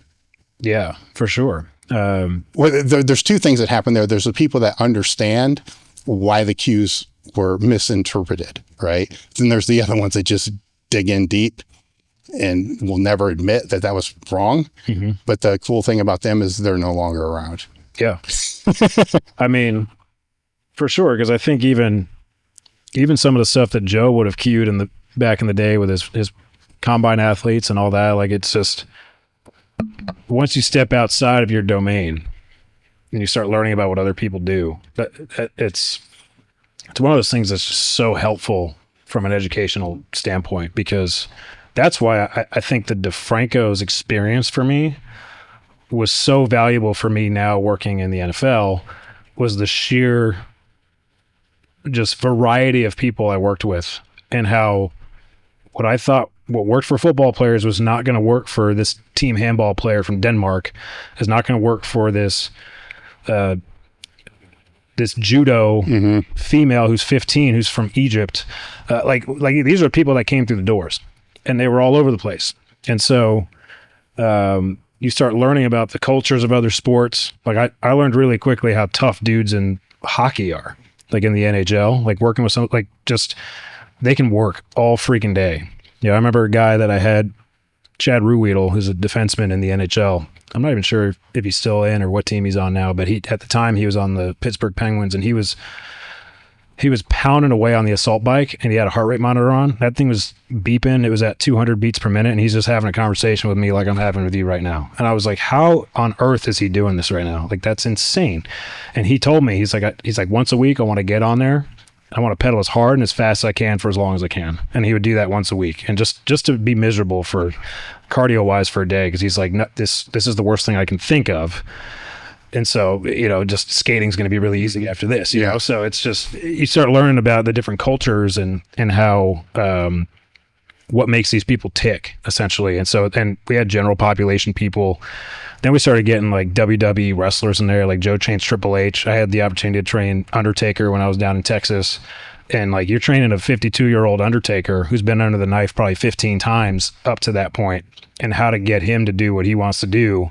And he doesn't really want to listen to me in terms of like, he wanted to lift heavy all the time. Like, he wanted to deadlift 500 plus pounds wherever he could. And like, we found a way to do it. We put it on pins, use a mixed grip or whatever it takes for you to do it. So you start learning about what makes all these people tick and how the cues have to evolve, and also what you're trying to do, like where you're trying to get them to. Like, so for Undertaker, it was like, I got to get him into the ring somehow, just for another year. Like, every year I was with him for 2 years, 2 WrestleManias, and it was like, how do I get him to the ring this year? And how do we like get him through the match? And like, he comes out and he's like fairly healthy, and so where on the other side, it's like, how do you get this person through a match or a game or whatever it is? And so within all that, my program just totally morphed by having to program for all these different people. So generally speaking, across the board, my philosophies or my methods of programming were changing as a result of being exposed to these people. But then the challenge of having to be so specific for what they needed for their specific discipline too, it just taught me so much. So now, if you take someone who's only ever worked in one discipline, and then a problem comes up that they've just not really seen, I mean, it's always uncomfortable. Where for me, there's so many problems I've already come across just from that experience of the 7 years working for Joe, that, now when I would go to the college setting and a player would say something about like, I need a modification, like I can't do this for whatever reason, I'd been doing that like crazy for 7 years leading up to that. Because I was like, it's on the tip of my tongue. We're going to go do this. We're going to go do that. It was just like, where there's some people that operate like, just, can you like lighten the weight and just like find a way to do it, which is an option. But is there a way that you can actually push them more with another variation that actually like would help them out and they could train a little bit harder, And so it's one of those things where, the cueing and the intention behind it, it's constantly evolving, I think. What was the satisfaction difference? Because it just popped up when you were talking about the Undertaker. When you're in a private setting, in most cases, you never see the person actually compete in what you're training them to do. Where now you're able to actually see them actually compete at what you're training them to do. Where it's, in one way, it's kind of incomplete because you don't see the end process unless they're showing you a video or they call you afterwards or whatever it is. But now you can actually see it unfold. What's that satisfaction difference coming from being somebody that played football at a Division I level? That's ultimately why I left working for Joe, was that I wanted that and I wasn't getting that. Did you know that you wanted that though? Towards the end, yeah. Yeah. Because I would say 2017, I had an interview pop up with a college. That was a pretty big college, and I didn't get the job. But right around that time, so I didn't actually make the move to college until 2020, which was the COVID year, which was crazy. But right around that 2017 mark, that was when I was like, I think I want to do this. Like, going through the interview process with that college and seeing what it would entail, I was like, yeah, I think I want to make this switch to where I can, because to me, I love learning about the whole process of how to make it tick from the first day of training to the last competition of the season. And I'm just fascinated about the ups and downs, the peaks and valleys, how the body changes, how the mind changes, how the person changes throughout all of that. And when you're working in the private sector, you get them at their most motivated. They're paying you. Yeah.